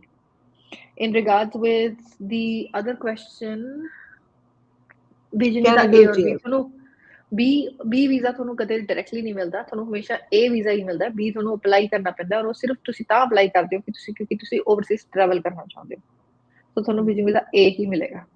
ਜੀ ਤੇ ਇਹਨਾਂ ਨੇ job ready program as a chef from 2 EMPLOYERS ਦਾ ਵੀ ਪੁੱਛਿਆ। ਕਰ ਸਕਦੇ ਹੋ, ਡੈਫੀਨਿਟਲੀ ਤੁਸੀਂ ਕਰ ਸਕਦੇ ਹੋ, around about total 5 up to 5 EMPLOYERS ਤੁਸੀਂ ਕਰ ਸਕਦੇ ਹੋ, ਬਟ ਪ੍ਰੈਫਰ ਕਰੋ ਕਿ 1 ਜਾਂ 2 EMPLOYERS ਦੇ ਵਿੱਚ ਇਹਨੂੰ ਡਿਵਾਈਡ ਕਰੋ। ਕੁਇਕਲੀ ਮੈਂ ਤੁਹਾਨੂੰ ਇਹਦਾ ਇਹ ਦੱਸ ਦਿੰਦੀ ਹਾਂ ਕਿ ਜਦੋਂ ਤੁਸੀਂ ਦੂਜਾ EMPLOYER ਸਵਿਚ ਕਰਨਾ ਫॉर ਐਗਜ਼ਾਮਪਲ, ਤਾਂ ਜਦ ਤੱਕ ਤੁਹਾਡੇ ਇੱਕ EMPLOYER ਦੇ ਨਾਲ ਕੰਟੀਨਿਊਸਲੀ 6 months ਦਾ ਡਿਊਰੇਸ਼ਨ ਕਵਰ ਨਹੀਂ ਹੋਏਗਾ, 863 ਆਵਰਸ ਕੰਪਲੀਟ ਨਹੀਂ ਹੋਣਗੇ, ਤਾਂ ਤੁਹਾਡਾ ਟ੍ਰੇਡ ਟੈਸਟ ਜਿਹੜਾ ਸਟੇਜ 3 ਹੁੰਦੀ ਹੈ ਉਹ ਤੁਹਾਡੀ ਓਪਨ ਨਹੀਂ ਹੋਏਗੀ। ਸੋ ਟਰਾਈ ਕਰੋ ਕਿ ਮੈਕਸਿਮਮ ਟਾਈਮ ਪਹਿਲੇ EMPLOYER ਨਾਲ ਕੱਢੋ, ਐਂਡ ਉਸ ਤੋਂ ਬਾਅਦ ਜੇ ਤੁਸੀਂ ਸਟੇਟ ਮੂਵ ਕਰਕੇ ਕਿਸੇ ਦੂਜੇ EMPLOYER ਨਾਲ ਕੰਮ ਕਰਦੇ ਹੋ ਤਾਂ keep it to the end of the job ready program. ਤੇ ਸਾਨੂੰ ਅਨੁਰਾਗ ਜੀ ਨੇ ਕਿਹਾ ਕਿ please throw some light on job ready program. Okay, it's a long discussion. I think ਕਿਸੇ ਟਾਈਮ ਆਪਾਂ ਇਹਦੇ ਬਾਰੇ ਡਿਟੇਲ ਚ ਗੱਲ ਕਰਾਂਗੇ, but just to give you a quick gist, 4 stages. Step 1 ਤੁਹਾਡਾ 360 ਆਵਰਸ ਦਾ ਹੁੰਦਾ ਹੈ, ਜਿਹੜਾ ਕਿ ਤੁਸੀਂ ਪੜ੍ਹਾਈ ਦੇ ਨਾਲ ਨਾਲ ਵੀ ਕਰ ਸਕਦੇ ਹੋ, ਪਾਰਟ ਟਾਈਮ ਵਰਕ ਰਾਈਟਸ ਤੇ ਵੀ ਕਰ ਸਕਦੇ ਹੋ, ਕਈ ਵਾਰੀ ਕਾਲਜਸ ਤੁਹਾਨੂੰ ਆਫਰ ਕਰਦੇ ਨੇ। ਸਟੇਜ 1 ਅਸੈਸ ਹੋਣ ਤੋਂ ਬਾਅਦ ਸਟੇਜ 2 3 ਐਂਡ 4 ਜਿਹੜੀ ਹੈ ਉਹ ਤੁਹਾਡਾ ਮੇਨ ਜੌਬ ਰੈਡੀ ਪ੍ਰੋਗਰਾਮ ਹੁੰਦਾ ਜਿਹਦੇ 'ਚ ਤੁਸੀਂ 1725 ਆਵਰਸ ਕੰਪਲੀਟ ਕਰਨੇ ਹੁੰਦੇ ਨੇ। ਸਟੇਜ 1 ਚ ਸਟੇਜ 2 ਚ 823 hours or 863 hours, and then next stage you have to complete a trade test, and the final stage 862 hours. minimum 12 ਮਹੀਨੇ maximum 18 ਮਹੀਨੇ ਇਹਦੀ ਡਿਊਰੇਸ਼ਨ, ਔਰ ਤੁਹਾਡੇ ਕੋਲ ਫੁੱਲ ਵਰਕ ਰਾਈਟਸ ਹੋਣੇ ਜ਼ਰੂਰੀ ਨੇ। But again, ਇਹਦੇ ਬਾਰੇ ਡਿਟੇਲ ਚ I think we should probably do another, ਮੇਰੇ ਖਿਆਲ ਸ਼ਮਾ ਜੀ next time ਅਸੀਂ ਟ੍ਰੇਡ ਦੇ ਕਰ ਲਾਂਗੇ। ਹਾਂ ਬਿਲਕੁਲ, ਇੱਕ ਸੈਸ਼ਨ ਪੂਰਾ ਜਿਹੜਾ ਇਹਦੇ ਤੇ ਕਰ ਲਵਾਂਗੇ। ਤੇ ਉਸ ਤੋਂ ਬਾਅਦ ਮੁਹੰਮਦ ਜ਼ੈਨ ਜੀ ਪੁੱਛ ਰਹੇ ਕਿ also is structural engineer preferred over civil engineer? What's your opinion of invite priority of draftsperson in comparison to civil or structural engineer? ਦੇਖੋ ਜ਼ੈਨ I think see I'm not an engineer, but ਜਿਹੜੀ ਕਿ ਮੇਰੀ understanding ਹੈ, ਜਿਹੜੀ ਮੈਂ read ਕਰਿਆ ਹੈ ਜਾਂ ਮੈਂ ਇਹਦੇ ਬਾਰੇ ਪੜ੍ਹਾਈ ਕਰੀ ਹੈ, ਸਮਝਿਆ ਹੈ, ਸਟਰਕਚਰਲ ਇੰਜੀਨੀਅਰ ਦੀ ਆਕੂਪੇਸ਼ਨ ਜਿਹੜੀ ਹੈ ਉਹ ਥੋੜੀ ਜ਼ਿਆਦਾ widely job availability wise fit ਹੋ ਸਕਦੀ ਹੈ, ਪੋਸੀਬਲੀ ਇਵਨ ਕੰਸਟਰਕਸ਼ਨ ਸੈਕਟਰ ਦੇ ਵਿੱਚ ਵੀ, residential side, but again it totally depends on the role.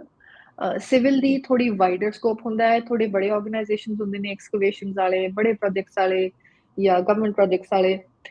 So I think structural ਦਾ ਤੁਹਾਨੂੰ ਪ੍ਰੈਫਰੈਂਸ ਤੁਸੀਂ ਰੱਖ ਸਕਦੇ ਹੋ, and probably because you will be able to find a job quicker than a civil engineer, and ਜਿਹਦੇ 'ਚ ਤੁਹਾਨੂੰ job ਮਿਲਣ ਦੀ ਜ਼ਿਆਦਾ ਚਾਂਸ ਹੈ ਉਹਦੇ 'ਚ ਤੁਹਾਨੂੰ ਇਨਵਾਈਟ ਆਉਣ ਦੀ ਜ਼ਿਆਦਾ ਚਾਂਸ ਹੈ। So definitely structure I would prefer if ਤੁਹਾਨੂੰ ਜੌਬ ਮਿਲ ਜਾਂਦੀ ਹੈ। ਜੀ ਬਿਲਕੁਲ। ਤੇ ਸਤਿੰਦਰ ਚੌਲ ਜੀ ਪੁੱਛ ਰਹੇ ਕਿ is there any chance of software engineer 190 at 95 points, no 3 years experience? Are they going to change 3 years condition in April or May round? I'm seriously I'm very hopeful क्योंकि it does not connect इन्होंने IT graduates बुलाए नहीं हैगे, and 3 years experience is really uncalled for। बहुत ज़्यादा मतलब they can't expect, people are not coming from overseas, they're not inviting people from overseas, very few profiles they'll have, handful I'd say। So मेरे सामने हटना चाहिए। Score wise you're good at the moment, until they remove that you don't have a chance। And Cam Suras asking, hi ma'am, which visa is better, 491 New South Wales or 482 in Melbourne? Well, I think 491 New South Wales definitely is a better option, provided you are okay to reside in a regional area. And then by having said that, New South Wales regional area is quite developed, so a lot of opportunities would be there.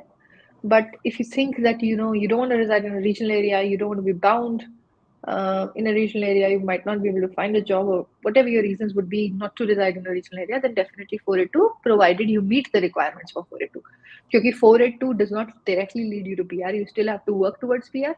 491, whoever gets it, I've possibly never come across anybody ਜਿਹੜੇ PR ਨਹੀਂ gain ਕਰ ਪਾਏ 489 ਜਾਂ 491 ਤੋਂ ਬਾਅਦ, that way। And Happy Kumanji ਪੁੱਛ ਰਹੇ ਨੇ ਕਿ madam, how long it takes to get ENs while open? Around about 6 months। Ji, and Satinder ਚੌਲ ਜੀ ਤੁਹਾਡੇ ਸਵਾਲ ਦਾ ਜਵਾਬ ਅਸੀਂ ਦੇ ਚੁੱਕੇ ਹਾਂ। And ਉਮੇਰ ਜੀ ਪੁੱਛ ਰਹੇ ਨੇ ਕਿ applied for civil engineering professional with 4.5 years experience in India, with recent changes, what's 491 and 190, should I plan for student visa? Wait करो इस फाइनेंशियल ईयर च ना हो हाले स्टूडेंट वीज़ा ते, you have a good profile. जे थोड़ा point score अच्छा है ਤੁਹਾਨੂੰ 190 ਦੇ ਚਾਂਸਸ ਹੋ ਸਕਦੇ ਨੇ from New South Wales, from overseas, which was another thing that we were going to talk, but quickly ਇਸ time New South Wales overseas ਲਈ ਵੀ engineers ਦੀ ਬਹੁਤ ਸਾਰੀ occupations ਨੇ ਜਿਨ੍ਹਾਂ ਲਈ open ਹੈ। So if you have a profile and you have an assessment, you have score 190 New South Wales the UI ਪਾ ਦੋ, ਬਹੁਤ strong chance ਹੈ ਆ ਜਾਣਾ ਚਾਹੀਦਾ। ਜੀ, ਤੇ ਤਨਵੀ ਜੀ ਆਈ ਥਿੰਕ ਇਹ ਸਾਡਾ ਅੱਜ ਦਾ ਲਾਸਟ ਕੁਇਰੀ ਸੀਗੀ ਸੋ ਫਾਰ। ਤੇ ਮੈਂ ਆਪਣੇ ਵੱਲੋਂ ਇੱਕ ਸਵਾਲ ਪੁੱਛਣਾ ਚਾਹਾਂਗੀ ਕਿਉਂਕਿ ਬਹੁਤ ਲੋਕੀ ਪੁੱਛਦੇ ਰਹਿੰਦੇ ਨੇ ਕਿ ਵਿਜ਼ਟਰ ਵੀਜ਼ਾ ਦਾ ਜਿਹੜਾ ਟੂਰਿਸਟ ਕਿਸੇ ਨੇ ਆਉਣਾ ਹੈ ਉਹਦੇ ਵਾਸਤੇ ਪ੍ਰੋਸੈਸਿੰਗ ਟਾਈਮ ਕਿੰਨਾ ਕੁ ਚੱਲ ਰਿਹਾ? ਕੰਟਰੀ ਬਾਏ ਕੰਟਰੀ ਸ਼ਮਾ ਜੀ ਵੇਰੀ ਕਰਦਾ ਹੈ। ਇੰਡੀਆ ਦਾ pre COVID round about 30 days 25 to 30 days ਹੁੰਦਾ ਸੀਗਾ, and it's almost come down to the same time frame. But there are countries ਜਿੱਦਾਂ ਫॉर ਐਗਜ਼ਾਮਪਲ ਮੈਂ ਕੈਨੇਡੀਅਨ PR ਹੋਲਡਰ ਦਾ apply ਕੀਤਾ ਸੀਗਾ visitor visa, it took about 3 months, Indian passport holder but Canadian PR holder. So again it varies from country to country, ਕਿਉਂਕਿ ਜਿਹੜਾ visitor visa ਹੈ ਉਹ ਉਸੇ ਕੰਟਰੀ ਦੀ embassy, Indian embassy, Australian embassy assess ਕਰਦੀ ਹੈ ਜਿਹੜੀ ਕੰਟਰੀ 'ਚ ਤੁਸੀਂ ਲੋਕੇਟਡ ਹੋ। ਬਟ ਥੋੜਾ ਜਿਹਾ ਕੁਇਕ ਜਿਹੜਾ ਅਪਡੇਟ ਆਇਆ since you mention visitor visa, ਪਹਿਲਾਂ ਤੁਸੀਂ ਪੇਪਰ ਐਪਲੀਕੇਸ਼ਨ ਵੀ ਪਾ ਸਕਦੇ ਸੀਗੇ, ਸਪੈਸੀਫਿਕਲੀ ਔਨਸ਼ੋਰ ਹੁਣ ਤੁਸੀਂ ਪੇਪਰ ਐਪਲੀਕੇਸ਼ਨ ਨਹੀਂ ਪਾ ਸਕਦੇ, ਸਿਰਫ ਇੰਟਰਨੈਟ ਐਪਲੀਕੇਸ਼ਨ ਯਾਨੀ ਕਿ ਆਨਲਾਈਨ ਜਾ ਕੇ ਤੁਸੀਂ ਵਿਜ਼ਿਟਰ ਵੀਜ਼ਾ ਪਾ ਸਕਦੇ ਹੋ, ਅਨਲੈਸ ਡਿਪਾਰਟਮੈਂਟ ਨੇ ਤੁਹਾਨੂੰ ਇੱਕ ਆਪਸ਼ਨ ਆਪਣੇ ਵੱਲੋਂ ਦਿੱਤੀ ਹੋਈ ਕਿ ਤੁਸੀਂ ਪੇਪਰ ਐਪਲੀਕੇਸ਼ਨ ਤੇ ਪਾ ਦਿਓ visitor visa. Okay, so it has to be online. And if the Chaudhary ji कह रहे हैं कि ma'am, do you think 3 years work experience for developer program for 491 visa in New South will be removed in financial year? ਇਹਦੇ ਬਾਰੇ ਅਸੀਂ ਗੱਲ ਕਰ ਚੁੱਕੇ ਹਾਂ। Absolutely. ਸ਼ਮਾ ਜੀ, ਮੇਰੀ ਇੱਕ RDA ਦੇ ਵੀ ਜਿਹੜੇ 2-3 RDAs ਦੇ ਨਾਲ I was recently in touch with and general discussion because this is what I do, pick their brains. मतलब ਮੈਨੂੰ ਇਹ ਹੁੰਦਾ ਕਿ just want to get their thoughts on that same thing. They said June is when they're expecting things to be very lenient, especially ਜਿਹੜੇ ਬੰਦੇ regional area 'ਚ reside ਕਰ ਰਹੇ ਨੇ ਬਹੁਤ ਚਿਰ ਤੋਂ. So I don't think this 3-year requirement is going to stay for too long. ਇਹ ਤਾਂ ਖਤਮ ਕਰ ਦੇਗੀ ਆਸਟ੍ਰੇਲੀਆ ਨੂੰ ਜੇ ਇਹਨਾਂ ਨੇ ਰੱਖਿਆ ਤਾਂ। ਹਾਂ ਬਿਲਕੁਲ, ਮਾਈਗ੍ਰੇਸ਼ਨ ਪੁਆਇੰਟ ਆਫ ਵਿਊ ਨਾਲ। ਹਾਂਜੀ, ਤੇ ਅੱਜ ਦਾ ਫਿਰ ਲਾਸਟ ਵਾਲਾ ਸਵਾਲ ਆਪਾਂ ਲੈ ਲਈਏ। ਸ਼ਹਬਾਜ਼ ਮਨੀਰ ਜੀ ਪੁੱਛ ਰਹੇ ਨੇ ਕਿ I'm on 485 and I've applied spouse visa for my wife and she's on bridging visa now. Does it affect me anyway to travel overseas? Not at all. ਤੁਸੀਂ 485 ਵੀਜ਼ਾ ਹੋਲਡਰ ਹੋ, ਤੁਹਾਡਾ ਇਹਦੇ 'ਚ ਬ੍ਰਿਜਿੰਗ ਵੀਜ਼ਾ ਦੇ ਨਾਲ ਕੋਈ ਲੈਣਾ ਦੇਣਾ ਨਹੀਂ ਹੈ। ਤੁਹਾਡੇ ਵਾਈਫ ਜੇ ਬ੍ਰਿਜਿੰਗ ਵੀਜ਼ਾ ਤੇ ਨੇ ਇਹ ਤੇ ਤਾਂ ਉਹਨਾਂ ਨੂੰ ਬ੍ਰਿਜਿੰਗ ਵੀਜ਼ਾ ਵੀ ਲੈਣਾ ਪੈਣਾ ਜੇ ਉਹ ਤੁਹਾਡੇ ਨਾਲ ਟਰੈਵਲ ਕਰਨਾ ਚਾਹੁੰਦੇ ਨੇ। But if you want to travel, ਤੁਹਾਡੇ ਕੋਲ ਮਲਟੀਪਲ ਟਰੈਵਲ ਰਾਈਟਸ ਹੁੰਦੇ ਨੇ, unlimited travel, no restriction travel for 485 visa as long as ਤੁਸੀਂ ਆਪਣੀ ਵੀਜ਼ਾ ਡਿਊਰੇਸ਼ਨ 'ਚ ਵਾਪਸ ਆ ਜਾਓ, ਨੋ ਪ੍ਰੋਬਲਮਸ ਐਟ ਆਲ। ਜੀ, ਤੇ ਤਨਵੀ ਜੀ ਆਈ ਥਿੰਕ ਇਹ ਸਾਡਾ ਲਾਸਟ ਸਵਾਲ ਸੀਗਾ, ਤੇ ਆਪਣੇ ਵੱਲੋਂ ਤੁਸੀਂ ਕੋਈ ਹੋਰ ਅਪਡੇਟ ਦੇਣੀ ਹੋਵੇ ਸਾਡੇ ਸਰੋਤਿਆਂ ਨੂੰ ਤੇ ਉਹ ਦੇ ਸਕਦੇ ਹੋ, ਤੇ ਫਿਰ ਆਪਾਂ ਲਵਾਂਗੇ ਇਜਾਜ਼ਤ। Shama ji, I think we are moving into a good quadrant of the financial year. Last financial ਦਾ ਇੱਕ ਜਿਹੜਾ last quarter ਰਹਿ ਗਿਆ, I've got very high hopes from this quarter and I think for all the people ਜਿਹੜੇ ਨੇ ਆਪਣੀ file ਪਾਈ ਹੈ, ਬਸ ਥੋੜੀ ਕਾਲੀ ਨਾ ਕਰਿਓ। ਮੈਨੂੰ ਕੁਝ ਬਹੁਤ ਜ਼ਿਆਦਾ clients they are getting frustrated, ਤੁਸੀਂ ਸਾਡੀ ROI ਨਹੀਂ ਪਾ ਰਹੇ ਨਿਊ ਸਾਊਥ ਵੇਲਸ ਦੀ, ਅਸੀਂ ਅਕਾਊਂਟੈਂਟ ਆ। ਬਟ ਨਿਊ ਸਾਊਥ ਵੇਲਸ ਨੇ ਲੇਟਲੀ ਇੱਕ ਅਪਡੇਟ ਜਿਹੜਾ ਪਾਇਆ ਸੀਗਾ ਜਿਹਦੇ 'ਚ ਬਹੁਤ ਸਾਰੇ ਓਕੂਪੇਸ਼ਨਸ 'ਚ ਇਹਨਾਂ ਨੇ 3 year ਦੀ ਰਿਕੁਆਇਰਮੈਂਟ ਪਾਤੀ ਸੀਗੀ। We can not just lodge your ROI when you're not meeting the requirement. ਸੋ ਅਸੀਂ ਵੇਟ ਕਰ ਰਹੇ ਹਾਂ, ਤੁਸੀਂ ਜੇ ਆਪਣੇ ਪੱਖੋਂ ਵੀ ਪਾਉਂਦੇ ਹੋ just be careful. outside the requirement ਜੇ ਤੁਸੀਂ ਫਾਈਲ ਪਾ ਦਿੰਦੇ ਹੋ it may come back and bite you. So wait ਕਰੋ, patience ਰੱਖੋ, things will get better now because gradually and slowly and gradually New South Wales is showing that. So take it easy. ਇਸ financial year ਦੇ ਵਿੱਚ maximum people should get their invite. This is what I have analyzed. ਸੋ ਵਧੀਆ ਚਲੋ ਜੀ, ਖਬਰਾਂ ਆਉਣ immigration department ਵੱਲੋਂ ਤੇ ਅਸੀਂ ਆਪਣੇ ਸਰੋਤਿਆਂ ਦੇ ਨਾਲ ਸਾਂਝੇ ਕਰਦੇ ਚੱਲੀਏ। ਬਟ ਤਨਵੀ ਜੀ, ਮੈਨੂੰ ਲੱਗਦਾ ਕਿ ਜਾਣ ਤੋਂ ਪਹਿਲਾਂ 2 ਸਵਾਲਾਂ ਦੇ ਜਵਾਬ ਸਾਨੂੰ ਜ਼ਰੂਰ ਦੇ ਦੇਣੇ ਚਾਹੀਦੇ, ਕਿਉਂਕਿ ਸਾਡੇ ਟਾਈਮ ਦੇ ਰਹਿੰਦੇ ਇਹਨਾਂ ਨੇ ਸਵਾਲ ਪੁੱਛ ਲਏ ਨੇ। ਤੇ ਉਮੇਰ ਜੀ ਪੁੱਛ ਰਹੇ ਨੇ ਕਿ mechanical engineering living in Dubbo regional of New South Wales for 3 months, 70 plus 15 points after the restrictions, can we still expect 491 without experience? Yes, as long as ਉਹ 3 year ਦੀ requirement ਹਟਾ ਦਿੰਦੇ ਨੇ most occupations ਤੋਂ, yes, absolutely. ਹਾਂਜੀ, ਤੇ ਅਜਿੰਦਰ ਸਿੰਘ ਜੀ ਦਾ ਸਵਾਲ ਹੈਗਾ ਕਿ do we need to wait for 485 granted or I can apply my wife and kid before that? No, you have to wait for your visa to be granted. ਜੇ ਤੁਹਾਡੇ wife ਔਰ ਬੱਚੇ Overseas ਨੇ ਤਾਂ ਤੋਂ ਬਾਅਦ ਹੀ ਤੁਸੀਂ ਉਹਦਾ ਵੀਜ਼ਾ ਉਹਨਾਂ ਦਾ ਪਾ ਸਕਦੇ ਹੋ। ਹਾਂਜੀ, ਤੇ ਹੁਣ ਮੈਨੂੰ ਲੱਗਦਾ ਕਿ ਅਸੀਂ ਗੁੱਡ ਨਾਈਟ ਕਹਿ ਦਈਏ ਤੇ ਅਸੀਂ 15 ਦਿਨਾਂ ਦੇ ਬਾਅਦ ਫਿਰ ਹੋਰ ਸਵਾਲਾਂ ਦੇ ਨਾਲ ਤੇ ਨਵੇਂ ਟੌਪਿਕ ਦੇ ਨਾਲ ਹਾਜ਼ਰ ਹੋਵਾਂਗੇ। ਠੀਕ ਹੈ ਜੀ, ਥੈਂਕ ਯੂ ਜੀ, ਗੁੱਡ ਨਾਈਟ। ਹਾਂਜੀ, ਗੁੱਡ ਨਾਈਟ ਜੀ।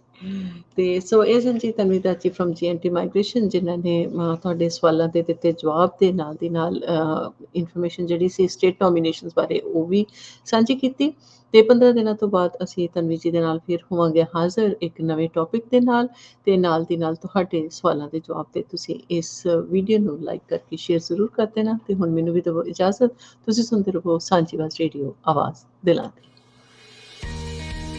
If you want to give your business a new heights, to be the most unique identity of you and your business on social media, contact Sanjeev Radio for advertising. Call 0488 840 817.